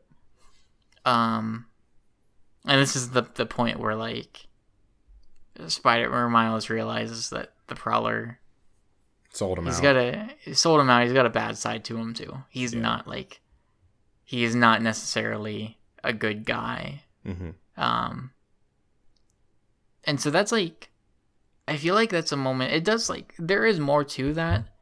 You know, there's obviously the Prowler fight later on. Like, there's some stuff happening there, but I'll be upfront. Like, as we get closer and closer to the end of the story, the more I think about it, the more I wish Prowler was the main villain of this game. And the more I wish Finn, as the Tinkerer, became a character that ended up fighting on your side at the end. Sure. And we'll talk about it more when we get there, but it was like, it was starting to kind of happen here where I was like, I think I really wanted more for this to be a game about with more of the Prowler as like the main villain. And I think a lot of that comes from the like over the next, you know, basically hour and a half of gameplay that's left of this is not really feeling like the Finn stuff was working the way they intended. So we'll get there in a bit because we're pretty close to it. So they're trying to escape the lab. This leads into the Rhino fight, though. Yeah. And it's kind of a mix of gameplay stuff you just learned, like you learned about using this like engine and overloading it and throwing it at a wall. So now you have to do that to Rhino, and then it's kind of just a recycle bit after you get his armor off. That was kind of a recycle of the beginning of the game. So the key thing we know about Rhino is you fight him early, you realize that your venom powers are really great against him. Mm-hmm. So you leave, so Roxxon gets him, and as you mentioned, they experiment on him, and they know, well, hey, if we ever need to use this guy, we need to plate him with some stuff Right. that will make him, like, invulnerable to your venom powers. Mm-hmm.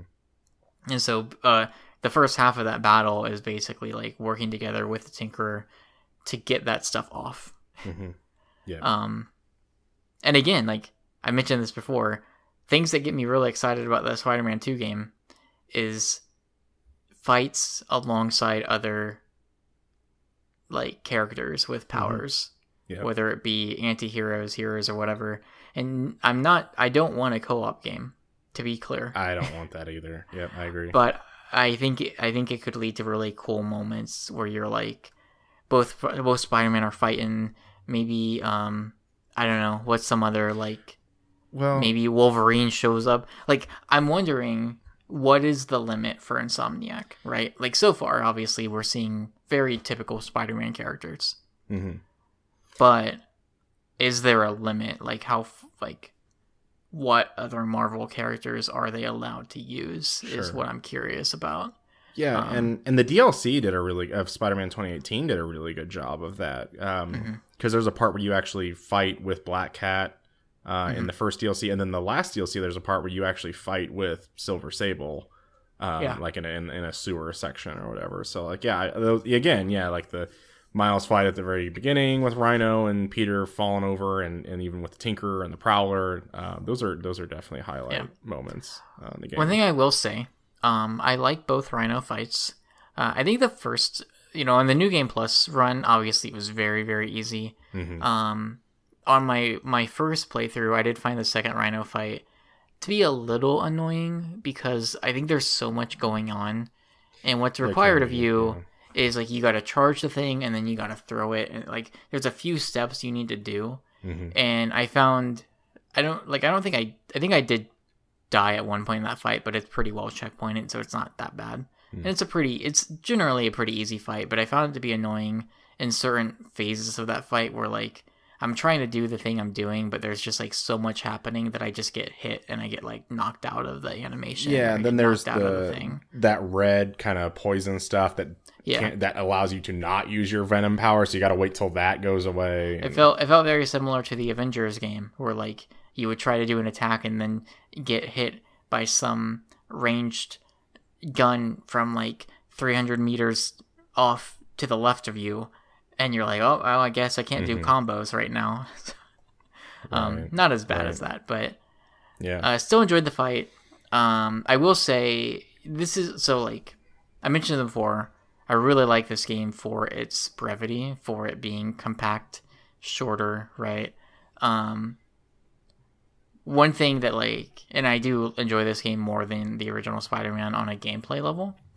One thing that obviously the original Spider-Man has over it due to budget is it can have a lot more villains in different fights. And so I thought they were good about making the second Rhino fight different. Like it was a very different fight.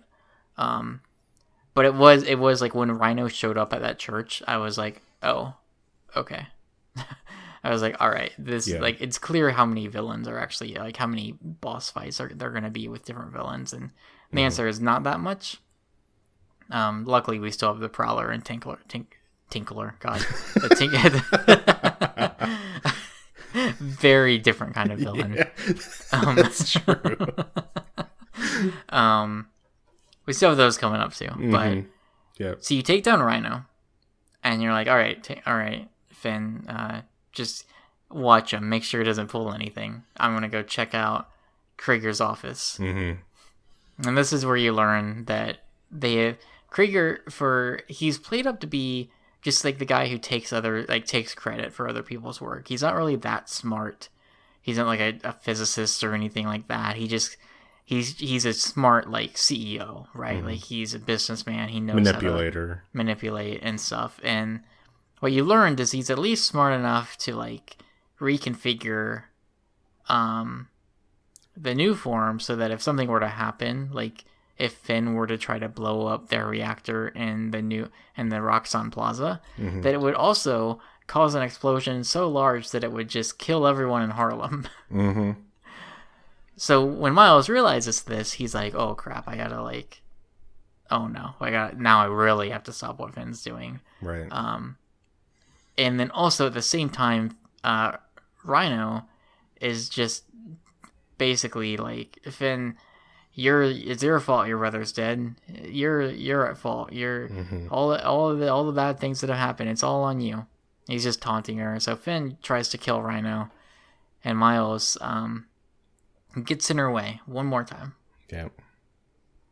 Um, And in a rage, Finn just starts beating the crap out of Miles. It just like lays into him. Mm-hmm. And so again, like there's, like I mentioned, this kind of growing feeling of distrust for her, but towards Miles. What added to that is like she believes that Miles led her into a trap at the church. He's like, I didn't, but she doesn't really believe him, which I think is understandable. Mm-hmm. Lied and then to she's her, like kind of pretty much done with him. Like she's being taunted by this guy, like trying to put like she, you know, there's also this, I think a theme that we see a lot with various heroes, superheroes, and whatever is this idea of not killing people. Mm-hmm. And then others that have no problem with that. Bad guys specifically. And so Finn is very much like obviously on the side of like, these people wronged me. I don't have no problem killing them. Right? Like, you know, they killed my brother. Like, I don't, you know, and I think that's totally understandable. Like, I don't, you know, I would not do that, and you know, personally, but like I get it. And I think, you know, I think overall the story does a good job of setting up Tinkerer's plot, like making her what she wants to do like understandable. Like it makes sense. So she like just completely lays into you, and this is when Miles returns home. Yep. He's like beat up. Genki walks up. He's like, "Oh, I'll get you a towel." And then your mom shows up. Very similar to, I think it's the end of Spider-Man Homecoming, where Aunt May walks into the room, and it's that like the mic drop moment, or the like you hear a pin drop in the room, and she's like, "What are you wearing? Oh my god! Like, are you?" And that's where she realizes, who Miles is. There's a great scene, Collin, right after this, where they're on the couch talking, and if you remember earlier in the game, Miles kind of like chastises his mom about the rally and wanting to continue to run for election.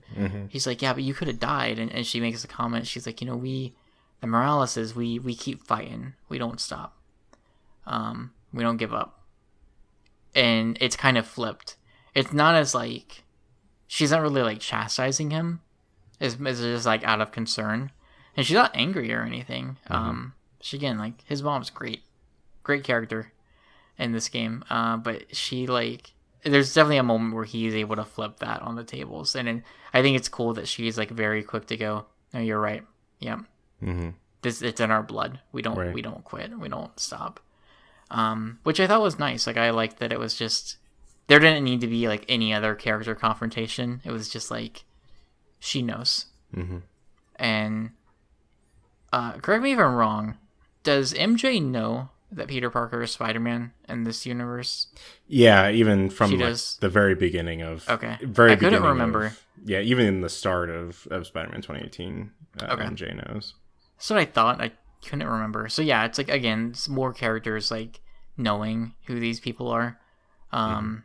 Which is good. I think that's good. I think, I mentioned this to you on our last podcast, that like, I feel like the MCU kind of, or maybe I told this to my brother, but like, I'm like, the MCU kind of introduced this idea of like, what if they're not secret? What if they're not hidden identities? And I think that, again, like it leaves room for different kinds of character development in the future. So that's cool.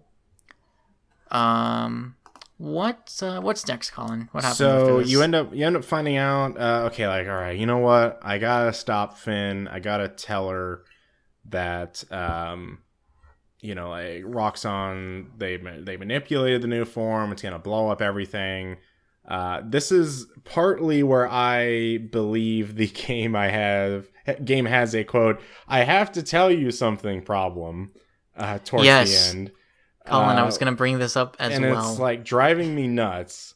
Yeah. But kind of before that happens, we're actually going to go to confront Finn, but then you're in the open world and then you get shot down, and that's where Prowler captures you, and that's where the Prowler fight happens. I'm pretty sure the other Spider-Man game has done this as well. I'm like 100% sure, but I can't think of the specific example. I really love the like going through an open world. There's like the objective marker is a little ways off still, and then bam, like something hits you. Yeah, the Taskmaster fights happened in that for 2018. Yeah. So the Prowler fight.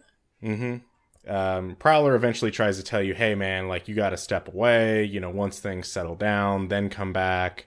I'm trying to save you. I'm not going to lose you too. Like I lost your dad. I'm not going to lose you. And then, Miles is like, sorry man, but I got to do this. Then they fight. I think I like that fight a little bit. Like Prowler does a lot of like invisibility, kind of stuff. There's a part where it's a good chance to like, for you to see what the Prowler is able to do.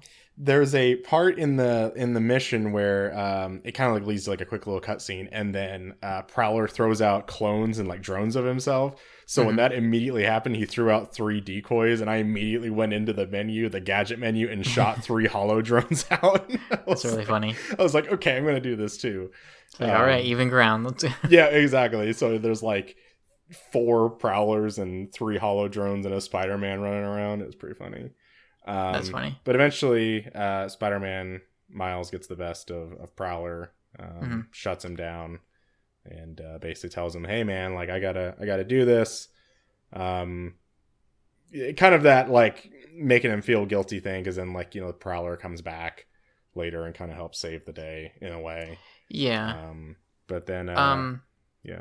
So I guess I'll say this about Prowler, because that's generally like it for him. At the end of the story, we do learn that he like flips on Roxxon basically, and he helps make sure that Krieger is put away, which is good. And he even takes the fall himself, right? Like he's even now serving time, which is like I think something he mentioned.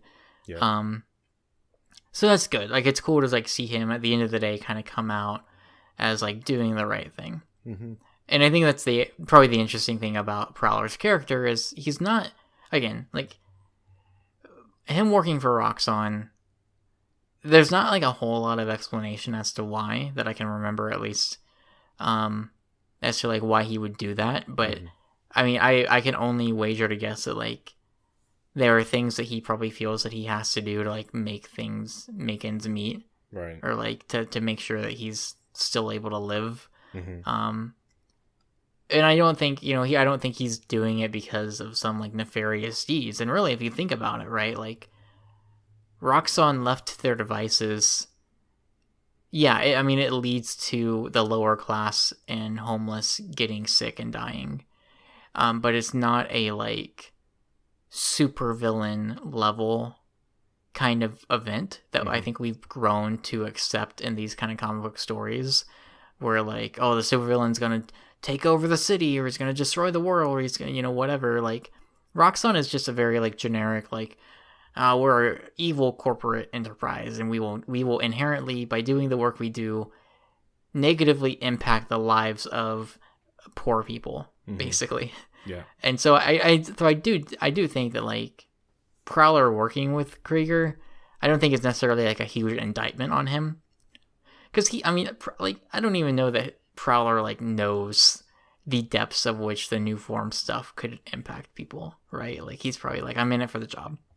I think what I found, the more I thought about it, and we'll get into it very soon, is the more I felt like the Finn arc did not work for me, the more I felt like I would have enjoyed the story better had it been something where it was Miles and his uncle and the head-to-head there, and what that could, because I think that could pull Miles's mom more into the story than she was, and I feel like there would have been more emotional weight for me with that, because it would have been like you would have thought about like his dad and the falling out between his parents and his uncle, and like you have someone like with Finn, they were childhood best friends. Obviously, there's a lot of love there, but I think you think about his uncle, right, and like his lines early in the game. He's like, "I'm not gonna lose you too." Like he's already lost his brother, both like relationship wise, but also his brother is dead now. So he's got his nephew that he's like not really supposed to be around, but at least his nephew's still there. And so I think a potential conflict between the two of them in this game, I just feel like it would have worked for me better. But I think also a lot of that is because, as we'll talk about soon, to the point you mentioned about the like I need to tell you something problem, is like it kind of fell apart on me in a way that was like, why it felt kind of worthless in some ways, where I'm like, why is this happening? Like, why are we doing this? Sure. None of this makes any sense. So you fight Prowler, get away, and now we're to the point of no return. Yeah. There's a big like science lab. It's the Oscorp. Something. Oscorp. What is it? I think isn't that it? Oscorp Science Museum? Sure. Something Sure. like It's like part museum for sure. Yeah. So there's a flashback here where you, Miles and Finn, you're like going to see your science fair project that is on display. Here you get to like investigate a bunch of different Oscorp tech. You got to steal some stuff to break in. You have a run-in with a couple characters. Yeah. Peter Parker and Doc Ock. Yeah, Otto shows up. Otto Octavius. I didn't stick around and listen to their full dialogue, but like there's a quick scene where you're like you turn around and you bump into them and they're like, oh, sorry. I didn't even think about like sticking around and just listening to them. I didn't there's, either. Like, a pretty long extended dialogue sequence between the two of them, which is funny. Huh. Okay.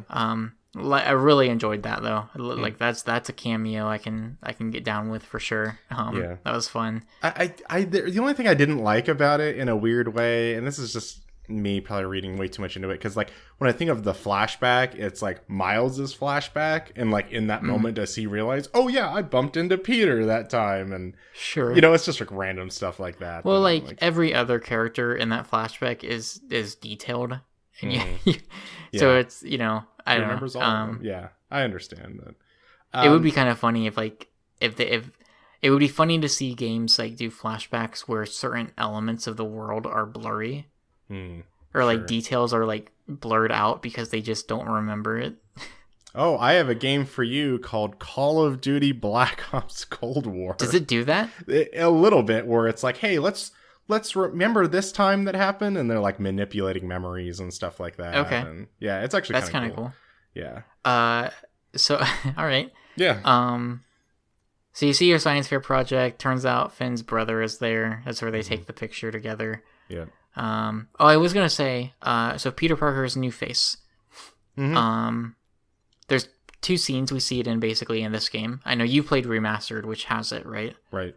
Okay, so this game, it's the very beginning where he gives you the costume, and it's this scene, this flashback. Sure. And the costume definitely was like, I'm totally okay. We've talked about this so many times. It's like the 7th time I've said it. I'm totally okay with the new face. But it was a little weird seeing him in the suit. That was like a little like, oh, this will take some getting used to. But I thought in the flashback, it was like, oh, this looks great. And I wonder if maybe it was just because like he was wearing everyday stuff, or maybe I think the other thing is like when you're on the top of the building at the beginning of the game and you're sitting next to each other with your mask off, he's sitting directly next to Miles, and it's clear that like facially they both look the same age when they're very much not. Sure. So I wonder if maybe that's an element too, whereas in the flashback, like he's standing next to Otto. And so it's like, it is not like that distinction, but anyways, cool cameo. Yeah.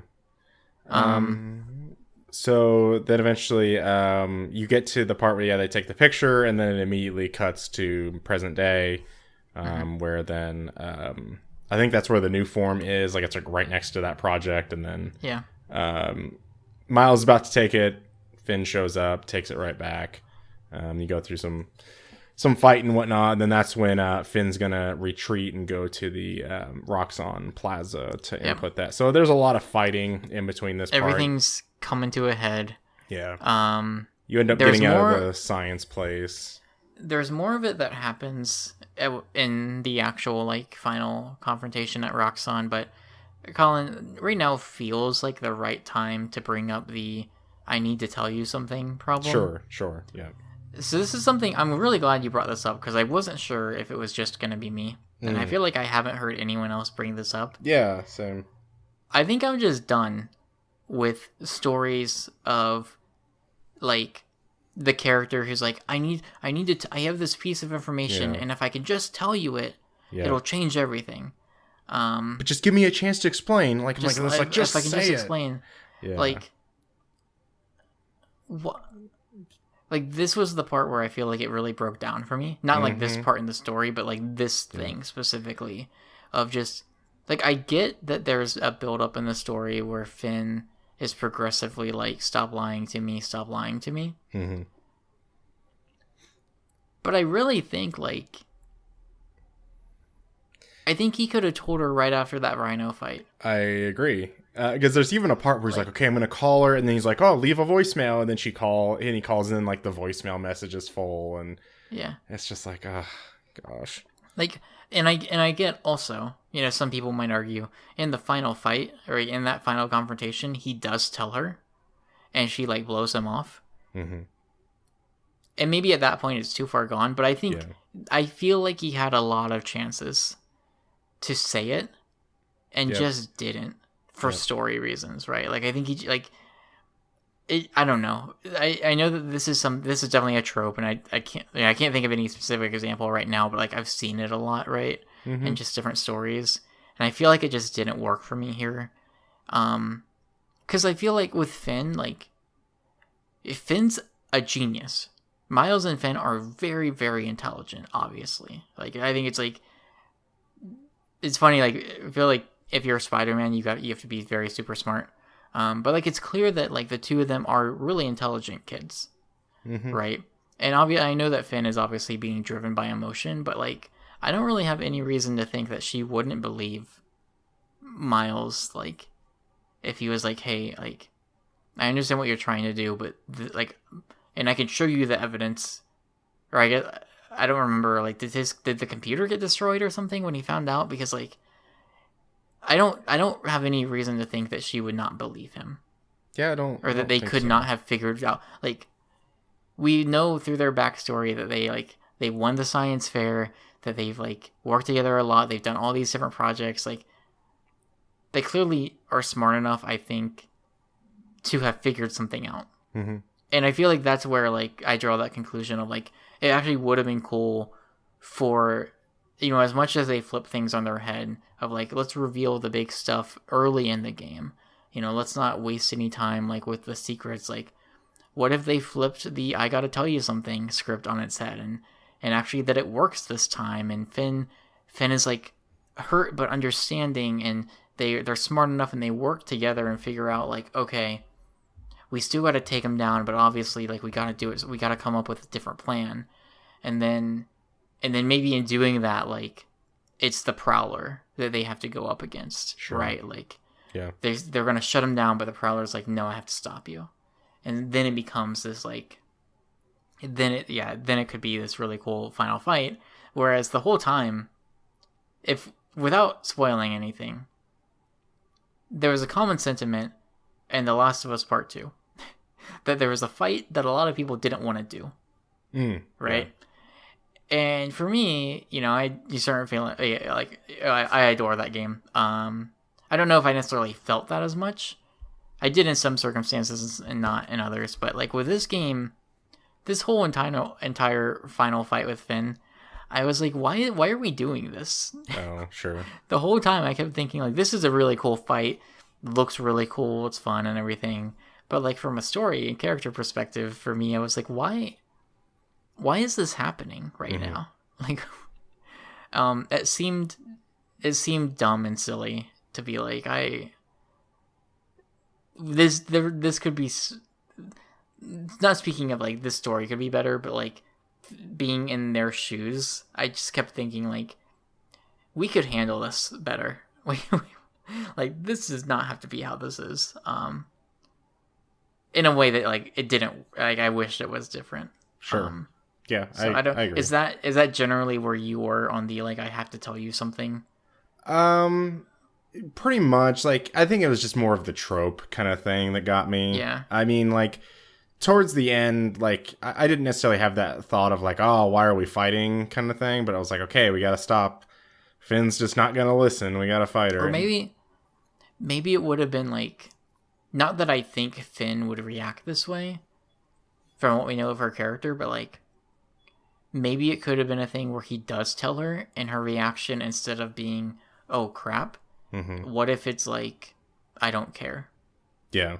You know, because, like, that well, I think that kind of happens a little bit, where, like, they do end up kind of saying it, and she's like, no, you're wrong, or something like that. Well, yeah, I think that's her not believing it, though. Like, when she, like, and towards the end of that fight, when it becomes very apparent that something's off, she's like, this shouldn't be happening. And it's pretty clear that she immediately, like, to whatever extent she can at that point, like, turns on a dime, right? Like, and in a lot of ways, she is the one that saves the day at the end. Yeah. Which, so I think there's a redemption for her character, and I think is why I do still like the ending. But I don't know, like, I think if we think about, like, villains like this, typically there's, like, that point of no return. And I feel like with Finn, like, it never really felt like that point was there, and so it just felt ultimately pointless to be fighting her at the end. Yeah.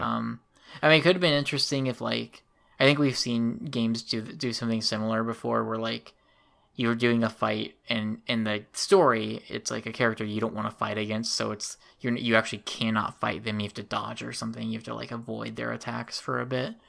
Like, that could, like, maybe, like, that could have been, like, an interesting first phase of, like, I don't want to fight you. Like, I can't, like, I'm not going to hurt you. I need you. Like, I want you to listen to me, but no. Yeah. I pretty much knew, like, 3 missions before the end. I'm like, yep, Finn's gonna sacrifice herself. Like, you know, like, you just know that, like, that's what's gonna happen in this. Like, she's not gonna listen, but then eventually she's gonna realize, once these shockwaves keep going, that something's wrong is gone, and then she's gonna save the day as she sacrifices herself. And somehow Miles is at ground zero of that, but he still lives, and that kind of stuff. Well, he's got the venom powers. Yeah, he's got that bioelectricity, I suppose. Yeah. But so yeah, they fight, they duke it out. It becomes apparent, and Finn realizes that the reactor is doing bad stuff. So Miles, and actually one cool piece is, you know, we talked about that first reveal trailer, and the sequence we see from it where he's, like, deactivating, it's actually the end of the game. Yep, exactly. So that was cool. That's like a cool, like, oh, like, and you realize it in the moment. You're like, oh, that's the thing. That's the first thing we saw. Yep. Yeah, I love that. That's cool. But one thing we realize, we kind of see it early, is when he does that, he's like taking the energy into his own body. And so we know that, like, oh, well, he's got to let that energy out. And in this case, the energy is much more than any other reactor. And so that's when Finn realizes that she's got to do some stuff. And because Finn doesn't have powers, right? It's like, oh, it's all her suit. I would say so. Yeah, I think she's got, like, some kind of rockets or something. Yeah, I don't remember exactly how this plays out. Yeah. So she rockets them into space, basically. It's a real Iron Man. Avengers moment, right? In some respects. Before that, actually, there's another quick line that was good. They fall from the sky, or is this? Oh man, I'm. Well, no, yeah, the building collapses. They fall the building, or Finn falls, and Miles, like, jumps after her, grabs onto her, and there's, like, a brief. She's like, "I'm sorry" or something, and he's like, "It's okay." I thought that was also, like, just a really great, like, character moment for both of them. That leads to her boosting them into space, Miles releases the energy, blows up, kills Finn, disintegrates Finn. I'm not entirely like. That's what I'm assuming. Yeah. She doesn't come down with him. They even say something that like they haven't located a body or something like that. I thought they don't they say something. I don't know like if I caught that part, but okay. Yeah, so Finn or Miles falls down. His mom like rushes. She's like, "My son, my baby." Yeah. Miles is okay though. He's beat up. But yeah, suit's a little torn, but yeah, it's there's a couple scratches. He'll be fine. This is we talked a little bit about it, I think, in the discussion podcast last week. This is when like all of the Harlem neighborhood comes to his aid because all the reporters and everything are trying to rush him, and they all like stand in the way. Right. Haley walks up, hands the mask to Genki, who hands it to Miles' mom, who hands it to Miles. It's a very Spider-Man 2 movie scene. And there's a good. I think you were the one that pointed this out. The reporter asked, like, "Did you see it? Did you see his face? Who is he?" And one of the people just goes, "He's our Spider-Man." Yeah. Which is just like chef's kiss, like yes. Yeah. For my issues with maybe some of the characters in the story, like it's still great, and I really love like. I think a lot of the dialogue I really like. A lot of the like just quick one-liners like that I thought are really strong in this game. Right. I find that a lot with a lot of superhero stories, I think. I feel like a lot of I don't know if we need to spend too much time on this, but like happens a lot with the MCU, and I think to an extent with I'd imagine with the DC EU as well, although I guess I don't like follow the reviews for that as much. But I do like I have friends who will make these comments. They're like, "Oh, they're just popcorn flicks," and it's like, yeah, you're not wrong, but also like I do feel like there is a lot of thought put into these stories and a lot of thought put into the characters, and maybe the stories are pretty like by the numbers and predictable, but I feel like there's a lot of like really good like morals and lessons to take away from this stuff, and it's something I think Insomniac has done a great job of capturing. Yeah, like Martin Scorsese. What was that Martin Scorsese quote? Like he doesn't think Marvel movies are real movies or something like that. Something like that. Yeah. Yeah, and it's like sure, whatever. Yeah, but I do like. I mean, there are definitely quotes from Marvel films of the past that have become, and even Batman movies that have become like memes, right? Think about like with great power comes great responsibility. You ever like the Batman, either die a hero or live long enough to see yourself become the villain, or and I obviously like those have like entered like meme status at this point. But at the time and like in the context of those movies, like they're really powerful statements. Yeah. And so I think if you think about the core of this game, is about introducing a Spider-Man that, yes, will help out New York. Yes, will team up with the other Spider-Man.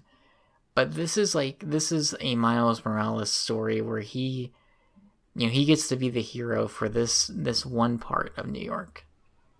Right? Like, he gets to be the guy who, like, on the ground floor, like, Harlem is his. And I just like, and there's a little bit of it too, like the beginning, you talk about the mural that's being painted, at the end, the mural, the artist is adding Miles into the mural as well. Yeah. So just little stuff like that, I think goes a long way. Yeah. But that's pretty much, the main story per se. There is a little talk about like Peter's come back and they have like a little ending montage, and Peter kind of says like, hey, like I'm not gonna be watching over your shoulder now, that kind of stuff, and which kind of makes it set up to be like, hey, there's gonna be like another. I feel like it's gonna be based like there's gonna be another Miles game at some point.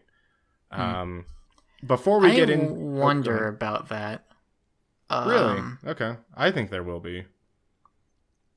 My dream is that Spider-Man 2 is like Miles and Peter Parker. We'll talk about what that includes in a moment because we're gonna get to the like after credits scene. My hope is that if they do choose to do another like stopgap kind of game, little like mini right. expansion, not expansion kind of thing, is that it would be like Spider-Gwen. Sure. Or something else that it would actually introduce a new character. Spider-Man, Gwen Stacy, or like I and I'll be that's cool. front. I don't know a whole lot about that character. I just I know a little bit about her, and I know what I know from Into the Spider-Verse. But that's a character we haven't seen yet, right? And I think I would almost prefer that over another Miles Morales game. Yeah. Just to continue to build out this little Insomniac Spider-Verse, as it were. Yeah, and I guess I feel like my dream, I don't know. I guess. I don't know the chances of that are happening, but I don't know if I necessarily think that I don't know. Miles Morales 2 seems like a pretty safe bet, thinking about it, but yeah. Yeah, I feel like my kind of dream of it is, so let's say, and we're pretty much probably full on speculation into future games and stuff, that Spider-Man 2 will take place with Peter Parker in some other location, like London or Paris or something like that. I don't know about that, yeah. But then the Miles Morales 2 will be in New York again. So I can't see that they're going to reuse New York again for Spider-Man 2.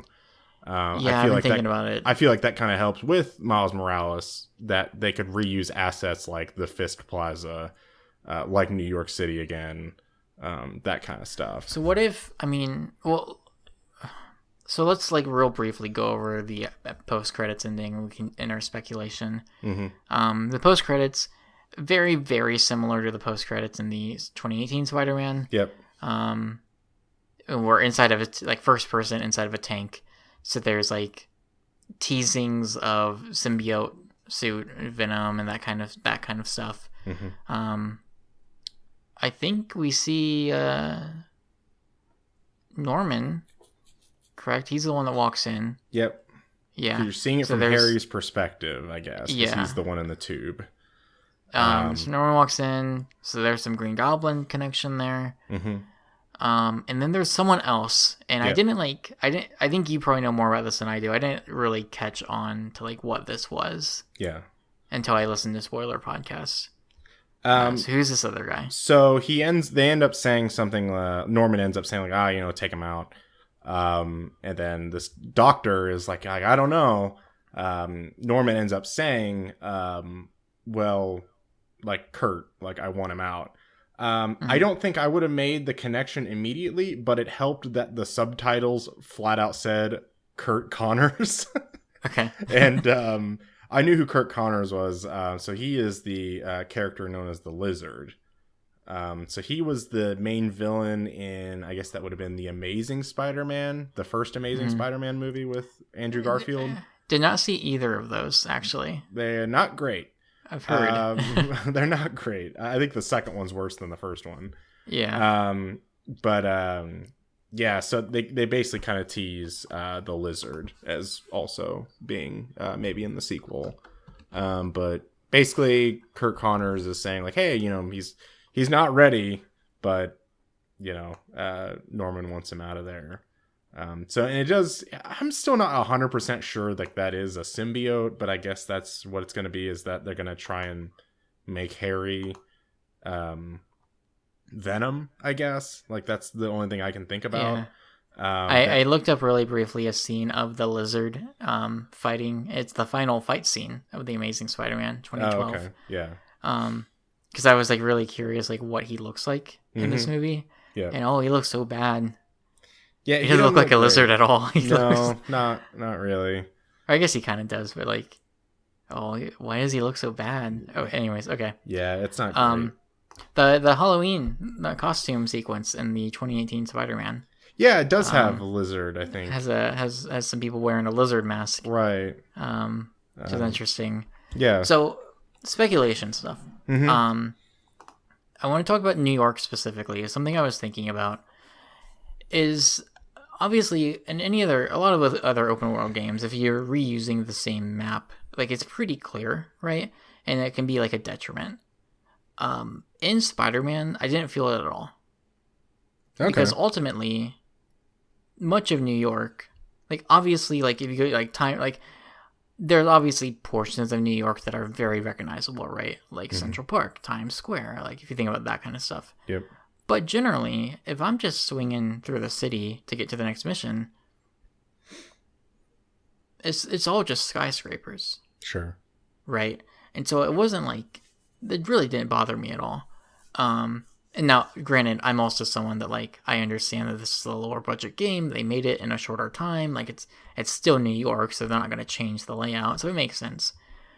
I do think, I was thinking along your lines of, like, oh, maybe they find a reason to put them in a different city for the next game. Sure. You know, similar to Far From Home, right? Like, maybe they go abroad. However, I don't necessarily think it's a guarantee that they wouldn't use New York again. I think if they do, though, they would probably find a reason to change it. And I wonder if we're thinking per the teases, right? Like Venom and Green Goblin seem like sure bets. So which means whereas Roxxon was like a big corporate threat in this game, in the last game, I don't even remember. Oscorp was kind of that. Oscorp was still. Is the Sinister Six, and Otto ended up kind of being the bad guy. Okay, sure. Well, I was. So I guess they continue that thread of like Oscorp maybe being a little bit more in the spotlight, with Norman like specifically, and you know maybe I don't know like maybe there's some kind of Oscorp specific technology that they use as a means to like adjust the world a bit, and I don't really know what that looks like to make a multiverse. Maybe I would even like I don't know. I was even thinking just maybe like the way you interact with the world. Like I'm almost thinking like a Watch Dogs level of like the tech in that world being so different and kind of adding a like changing the identity of the open worlds in Watch Dogs because of the tech surrounding it. You know, you walk up and you're scanning things, you're like interacting with things on a technological level. So maybe that's something. Maybe you see a bunch of drones. Like, I don't know. I wouldn't necessarily count them out on using New York again, but I think like they would probably need to, or they would find like something to add to New York to like add to its identity in the next game to make it feel a little bit more unique from these last two. And I think they did it even with this game a little bit, especially with like the snow, like kind of the absolutely. feel. I think adjusting the season is a big deal too, especially like in the final couple missions, right? Like the final mission, it's nighttime, it's a blizzard, like so that in and of itself is cool. I don't know. I mean, it feels like that's like the easiest thing to do if you're changing the season. I mean, maybe you could do like Spider-Man 2 takes place in October, so it's all decked out in Halloween stuff. Like I'm kind of hard pressed to think of another time of year that would be like so apparent. Yeah. The change, but like maybe I don't know, like maybe it's middle of the summer. Spider-Man has to take his shirt off, and he's just I don't know. Yeah. I don't know. Or I mean, I know bits and pieces about symbiote stuff, right? Okay. But like, if that's, and when I say bits and pieces, I mean very little. I know Venom, right? Like, right. But I want maybe it's that like the introduction of the symbiote suit and that kind of stuff. Like maybe that has some kind of impact on the open world that makes it feel unique and different. I don't know what that would be, but that's for them to find out or figure out. I really want to see Carnage mostly. I really like the Carnage symbiote. I remember playing like Maximum Carnage, the Super Nintendo game, had a red cartridge. Ever since then, I've always thought that character was really cool. There was like the Neversoft PS1 Spider-Man game that had Carnage in it also. It was really, really cool. I've always been a big Venom fan. You know, I remember when Spider-Man 3, the movie was coming out, I was so excited. Oh, yeah. I was like, oh, it's got Venom in it. It can't be bad. That movie's bad, but I thought they portrayed Venom pretty well in that. Like the animation and I guess like the graphics and stuff on Venom I thought was really good. I'll have to probably go back and look at it now. It's probably awful. Yeah, I'm trying to like remember, and all I can think of is the Tom Hardy Venom now, of like visually what it looks like. So I'm having a hard time remembering what that Venom looked like. Right. Yeah. So I'm curious because I would imagine you would have Green Goblin and Venom as your two main villains. Mm-hmm. Lizard sounds like we'll be in there, right? Like as a major boss fight, I'm sure. Yeah. I'm curious what other villains they might try to add, right? Like the first game had a lot. Like there was quite a few villains you fought, whether it was side or in the main story. So I wonder. Really. Yeah. I definitely felt it in Miles Morales, but it's understandable why. So I do wonder like what other villains we might see pop up. I'm not sure though. I know the Spider-Man villains I know are mostly taken care of, or were present in the first game. Mysterio would be cool. He's one of my favorites. So that would be awesome to see. Yeah. And that could be like, especially if they're Far From Home and like the stuff they did with Mysterio, like that could be super cool. Yeah. Like they could do some wild stuff. Like if you're thinking about just PS5 architecture, like SSC stuff, like that could be wild. Yeah. Definitely. Yeah. I'm looking forward to fighting Green Goblin though.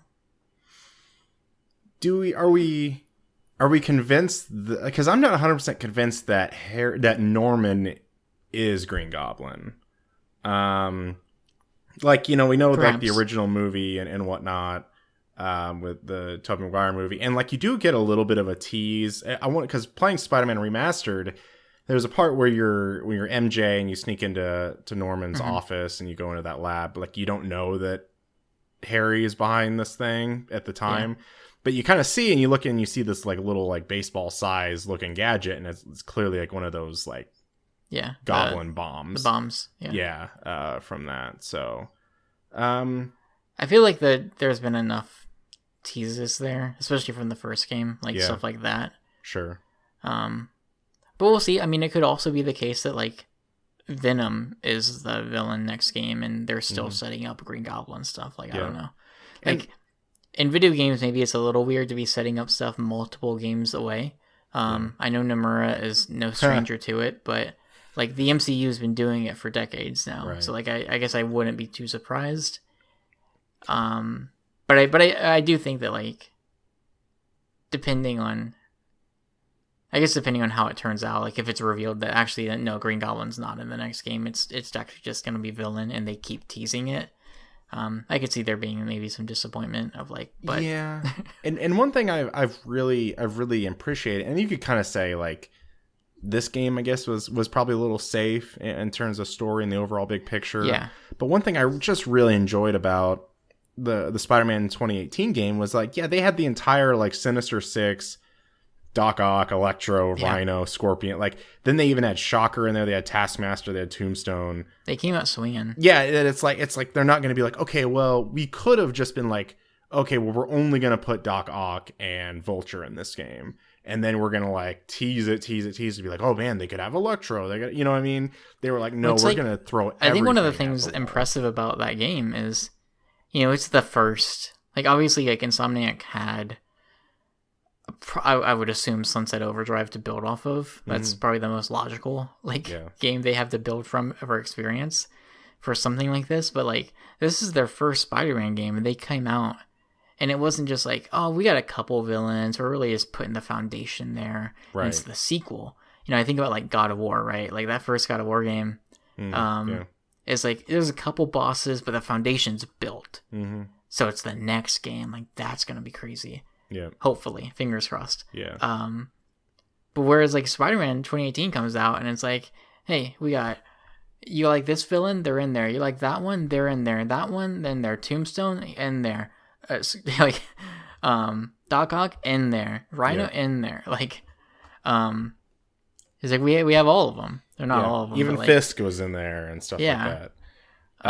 So even speaking, kind of going back into the Miles Morales game, we do actually get like a little like, I guess you probably get to platinum it. When you complete all of the Peter trials, you get like you fight like two Yes. holograms of Vulture. Yep. So I was kind of expecting a little bit more because, like, I think the trophy when I looked at it beforehand, it was like, oh, you fought Peter's first enemy. First enemy. Yeah, and I was like, oh man, this is gonna be like a brand new enemy or something like that, and it's like kind of just reuse the Vulture fight. Yeah, I wasn't. I knew that there was a reused fight. I heard about it, but I didn't know who. But even then, I was still like, I guess I wasn't sure who it would be because I guess I'm not like familiar enough to know like who was Spider-Man's first villain. Like, yeah, I didn't know that either. So I'm not. Yeah. And then there is Fisk also shows back up in the side quest stuff. So you have like I can't remember what he's doing, but doing some weird stuff, taking down gang members, and there's like a cutscene right with him. Yeah, like, then you eventually like you get into like a secret office, and Fisk shows up and stuff like that. So yeah, so that's cool. Yeah, and I think especially when they talk about like. So this is the other part where I think that there's going to be a Miles sequel, is that this is just my speculation. When they say like stuff like, oh, the Prowler got like 2 years in prison because like he came forward with all that stuff. Like I'm like, okay, he's going to be in prison for a little bit. Spider-Man 2 is going to happen. And then when the next Miles takes place, he'll be out of prison. And then I also think, I even wrote down, like, I expect Simon Krieger to be back in a Miles sequel. Like, I just feel like getting Troy Baker is too big of a name for just that kind of one small performance. Like, I don't know if that makes sense per se, maybe. But like, I just feel like they would have more big hopes and. But I think that's the case. Like, we Google it. Like, is Simon Krieger or is Krieger the name itself, like, is that tied to any villain? Oh, I have no clue. I feel like I feel like that would be the case if like this guy actually became a villain, like an actual super villain or something. Whereas like I think the perception for this character is like, I don't know, he's just kind of throwaway. Right. And like, we'll forget about him in a few months and that'll be that. Like, yeah. I don't know. I do think, like I would like to see. If they do like more of these smaller scale Spider-Man games, I would like to see it be another character. But I think it probably makes the most sense it would be Miles, especially if you think about like just from a story perspective. It's one thing to have, I guess, like a movie juggle multiple characters, but I can imagine the difficulty of juggling multiple Spider-Man in a Spider-Man game, and especially with like the different, like, Peter Parker has his own family and friends in rivalries and whatever that he's got to contain with, and Miles has his own as well, right? Like, there's maybe some intertwining, but they've got their story together, working together as superheroes to take down big bads, but their own like interpersonal life is pretty different and removed from each other. So I could imagine them trying to like tell a story that covers both in a single game, but I feel like it'd be really challenging and probably make more sense to have the main line, we'll call them Spider-Man games going forward, featuring all these different characters, but still having like giving Miles his time to shine. Because as much as I would like to see a 50-50 split, I do think that like the majority of the next game will still probably be playing as Peter. Oh yeah, I agree. Yeah. Or I think I mentioned this to my brother. Perhaps like the beginning you're playing as Peter. Maybe there's like, I think I've heard other people speculate this as well. Like maybe you get taken over by the symbiote suit and then you switch to Miles and you've got to like try to bring him back. Yeah, I could see Peter being an enemy boss fight at some point. That would be cool in the game. Another thing I thought about is, having a game single player, so no co-op, and having basically like for your main storyline 3 types of missions. You have Peter missions, Miles missions, and then you have missions that you can choose either of those characters to play as. Sure. And Miles will have his Venom powers, and Peter will have his Venom powers, and sure. They'll make a joke about whose Venom powers are correct. Yeah. Right. But they'll have their own unique play style. And so you could see something like a Dishonored game, right? Or even Deathloop that's coming up. Yeah. Where, like, there's actually missions that you choose to play as Peter or Miles, and depending on which character you play as, actually opens up a variety of different ways to tackle that mission. So, like, maybe that's the route they go for. Which I think could be cool. Like, in a normal sense, I'd be like, that's too ambitious. But then, like, even you think of who's the developer with it. Yeah. I think it's definitely plausible for sure. I do think that, like, Insomniac, I really feel like, they've been killing stuff for a while now, but I think especially with these Spider-Man games and hopefully with this Ratchet and Clank game coming up in the next few months. Hype. Like, that game's going to be really interesting to see what early on, like, how much Insomniac's willing to try and pull with, like, PS5 architecture. Because Miles Morales, like, it's Spider-Man. It's more Spider-Man, right? There's nothing too substantially different there. So I'm curious to see, like, Ratchet and Clank, for as different as it is, like, what kinds of, like, crazy stuff they can pull off. And then Spider-Man 2. Like, how different is it going to feel? Like, what kinds of stuff do you think that they might try to do? That, like, if Ratchet and Clank, its big thing is the dimensions and being able to, like, go through dimensions instantly because of the SSD. What would you speculate is the Spider-Man 2 thing? What is, like, the thing in that trailer that they're going to show and be like, we can only do this on current generation hardware now? I mean, the first thing that does come to mind, speaking of, like, and it really does just come from the dimensions thing of Ratchet and Clank, would be, like, a multiverse thing. Yeah. Like we kind of mentioned, like, an SSD, just, like, in and out, doing these different things. I don't really know. Like, for some reason, I expect, like, the trailer we get, like, in a couple PS5 conferences, like, maybe next year, 2 years from now, it's going to be, like, I expect, like, some big catastrophic event is going to happen, where, like, you're going to start, like, playing as MJ or something like that. We're not not like as Spider-Man or Spider-Girl or whatever, but, like, it's going to be like, oh my gosh, like, what happened? And, like, some giant explosion happens and, like, really, like, sets the stage for, like, oh, who did this? And you know what I mean? Like, really just kind of sets the tone for it all. I'm picturing, like, found footage style, like, someone's, like, recording out of their apartment on the, like, some, like, 20th floor of this building, and they're like, you can hear stuff and people are, like, chatting, like, what's going on? Do you hear that?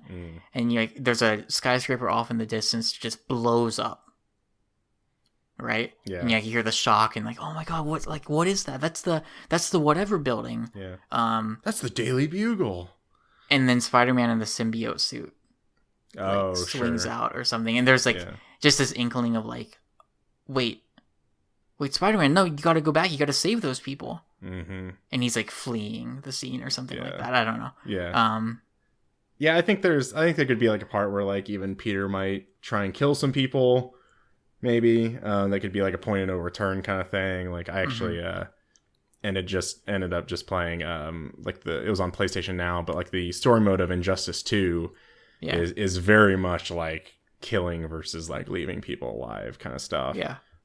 Which, I mean, things have touched on that before, so, like, I could see, like, they're kind of being, like, this point of no return. I expect some MJ Peter ruffling of some feathers kind of stuff like that again. And that's gonna end that relationship, and it's gonna be rainy outside and everybody's gonna be sad, and I guess my other thing, I mean, I was thinking about this before, like, talking about the found footage, like, video or whatever, but going back to the, like, what could be the thing that, like, oh, this is the thing, this is the big pull of this game that we're doing that's new, is, like, and I guess to be fair, if it's still New York, they probably need to be very careful about this, is, like, destructible environments.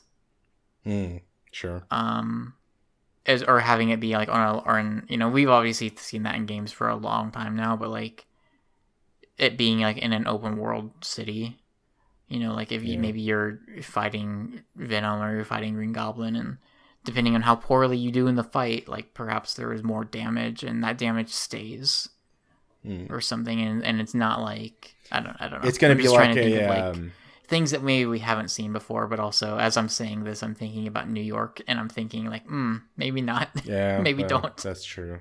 But it's gonna be. I wonder if there could be a. It's kind of. I never really finished it, but apparently there's like the system in Batman Arkham Asylum that like the more hits you take, like your cape starts getting ripped throughout the game, and so like the more hits you take, maybe your suit will start ripping or something like that. That'd be kind of cool. See the toll that it's taking on Spider-Man or something. The only other thing I can think of, and it's funny to like bring this up because it's something that I feel like we all expected to be present in games for years now, and it just never was. But it's the like Nemesis system from Middle Earth. Right. Yeah. It's like we were all like, oh, the next Batman game or the next this, and like it never showed up. Yeah. Which is shocking to me, truly, because of like how well received it was, that first game. Yeah.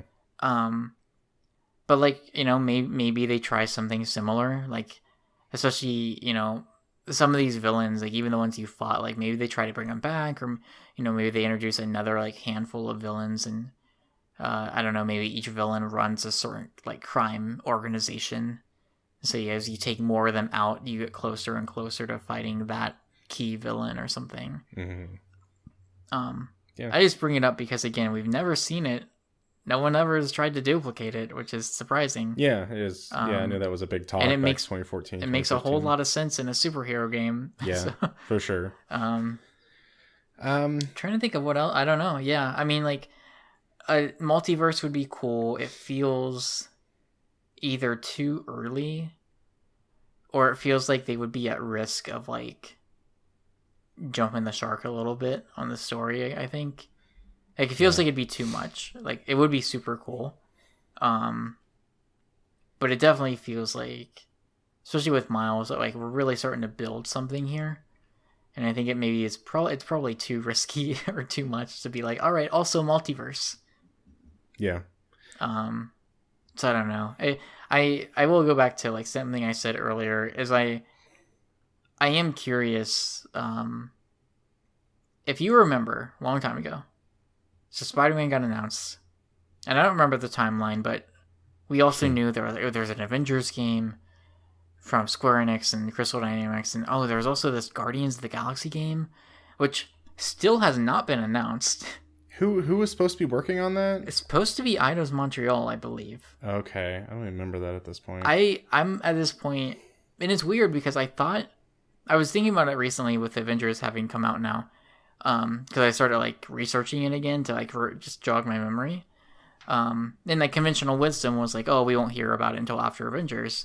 And I thought Avengers had been announced like much longer than it actually had been. It was only like a couple years ago, and I thought it was like 5. Yeah, they put out that original like teaser trailer Crystal did with Square Enix. That was like, it was a long time, I felt like, before we had actually heard anything. Well, even that teaser trailer wasn't that long ago. It was like 3 years. Okay, I guess I just thought it was longer. I did too. And so yeah, there's this Guardians game that like I would love, like, because Jason Schreier I think is the one that like leaked or talked about it.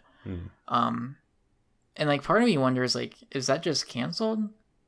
Is that just never seen the light of day? Or because it did leak when the Avengers thing leaked, and then we just never heard about it ever again. Yeah. But the point I'm getting to is, I wonder if there's any characters that are off limits to Insomniac. Like how closely. I mean, I think right now they probably want to stick to Spider-Man specific stuff, but I just wonder, like, because if you think about a lot of the other Spider-Man games, they didn't really shy away from including other characters. Like, you know, Wolverine showed up in a few X-Men of them. We've got did. like, so I do wonder, like, is there a chance? I mean, the Avengers Tower is in that game. I don't know if they would go as far. It's been in Miles Morales and 2018 Spider-Man. Yeah, you see it very clearly. I wonder if I feel like at most it would be a very brief cameo. Mm-hmm. I just wonder, like, is that stuff off limits? Are they like, you can have the Avengers Tower, but you're not putting Iron Man in? Or you like, Sure. you know, is there a chance that we could get now that she's getting some popularity, like could Miss Marvel show up? Kamala Khan, like that would be cool. You know, she's like she's had her own run of comics with Spider-Man in the past. She's from New Jersey, so like a little out of the way, but not quite. It's close enough. I don't know. I just wonder. Yeah. And I think part of that is just me speaking because Miles Morales has started to introduce other characters that will probably be reoccurring. Mm-hmm. So the cast is growing larger. I don't know. I'm curious. I would like to know, like, is there anything off limits to them? Well, there's even one of the suits that got added post-release of Spider-Man 2018. I think the suit is called like Bombastic Bagman, and it's literally just it's like somebody in like a Fantastic Four suit, but then there's like a cardboard bag over his head. It's so weird. But like, there's clearly somebody like wearing a Fantastic Four. Like, you can put Spider-Man in a Fantastic Four suit with a cardboard bag over his head in Spider-Man 2018, which I know you want to just immediately go back and play that. But yeah, I mean, like that's even like another that's even just like another kind of reference right there. I mean, it's still really interesting to see what Crystal will do with the Spider-Man in Avengers. That's supposed to be coming post-release. yeah, for exclusively on PlayStation platforms. So I mean, there's that. You know, Kate Bishop's coming out soon. Curious. I'm gonna play through it. You know, now that I've platinumed that game, I can just like do her story and you know just pop in whenever new characters come out and do their storylines at least. Sure. Yeah. I will say, from what they've shown of her story, like, it looks like it's all just Warzone missions. Oh. Which I'm not sure what I think. I was hoping that maybe they would do like, because I'm expecting these stories to be very short. Mm-hmm. But I was definitely hoping that maybe they would get like their own level. Because like the levels, like the actual like designed missions in that game are great. But the war zones are just like kind of blah. Yeah. Kate Bishop in Spider-Man 2. You heard it here first. I want to say like isn't Hawkeye in like one of the old Spider-Man games or something like that? Like that, yeah, just stuff like that would be really cool. I'm just now thinking of that, but I don't know. The only big thing, if you had anything else you want to talk about, future game speculation thing, the only other thing I really wanted to touch on is one thing I did not expect Miles Morales to have, and that is the post game. In addition, not necessarily just the post game, but the post cards. I think this might be just the best part of the game. I think just the missions and the audio logs, I feel like it's so touching. Like, I didn't tear up or anything, but I think it's just really well done how they did the postcards. And like, it's not like they're all just, oh, you just go find one at a time. Like, you know, like, oh, they're all on the map at one time. Like no, you got to go to this location, like in a row. And I think just the way they did the postcards were super cool. So like, what'd you think about all that? Yeah, I thought that was great.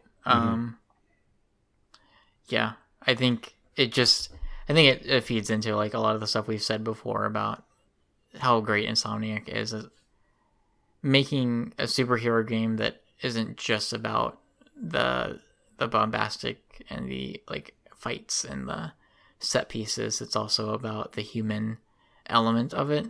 Right. Of like, hey, this is, yeah, you know, you're a superhero, you got superpowers, but also you are Miles Morales. And and the character Miles as a person has a whole lot going on right now. Yeah. And a lot he's dealing with, and so I think it's great to be able to touch upon that and see how it relates to his life as a superhero and what that means for him. So I mean, it's I like that stuff. I think it's also cool that to have stuff like that that's after the credits. That's like, oh hey, you know, typically unless I'm going for like a platinum or something. Like when I beat a game, it's usually that's it. I'm putting it up. Not really gonna do much else. Yep, exactly. And so I like having short stuff like that. Nothing too intensive. It's almost like a victory lap kind of thing with it. Yes, too. and Collin, I've not been able to bring this up much because I haven't really had something like that in a while in a game. You know me, I love a victory lap in video games. Sure. One of my favorite, I would just take a point to mention it now. Earthbound, great victory lap at the end of that game. Great game. Yeah. I never have played through it, but so real briefly, after you beat the final boss, you all your party members, you can one by one go and visit their hometown, to like see them off basically and have like a last interaction, and you end back in your hometown. Oh, okay. Yeah. And so it's just it's like a really nice, like, because there's no stakes, right? There's no combat. You've beat the big bad. Mm-hmm. And so it's just this last like 20-30 minutes of just like going back to everywhere you visited before. And seeing all the places and all the people. Saying your goodbyes and stuff. No spoilers, but God of War 2018 has a really good victory lap. It does. Yeah. Yes. I think it's definitely probably pretty present in like a lot of RPGs, JRPGs, I'd imagine. I can think of a few, like Earthbound, where like after you beat the big bad, you kind of like you have a good victory lap. You see all the people, all the places you went. Always love that. I love it when it's playable, because a lot of games, especially in the credits, Kingdom Hearts does this, where you have like little video clips of all the characters you met. Yeah. I like when you can play it. Yeah. I agree. And it's short, it's brief, it's not long, it's like 20-30 minutes at max. Just even that good victory lap. Yeah. But with that said, like I don't really have anything else. No, I think that is a spoiler cast. Pretty much. I chose not to do the pun again. Well, so it's okay. everybody. It's okay. But Curtis, I have to tell you something.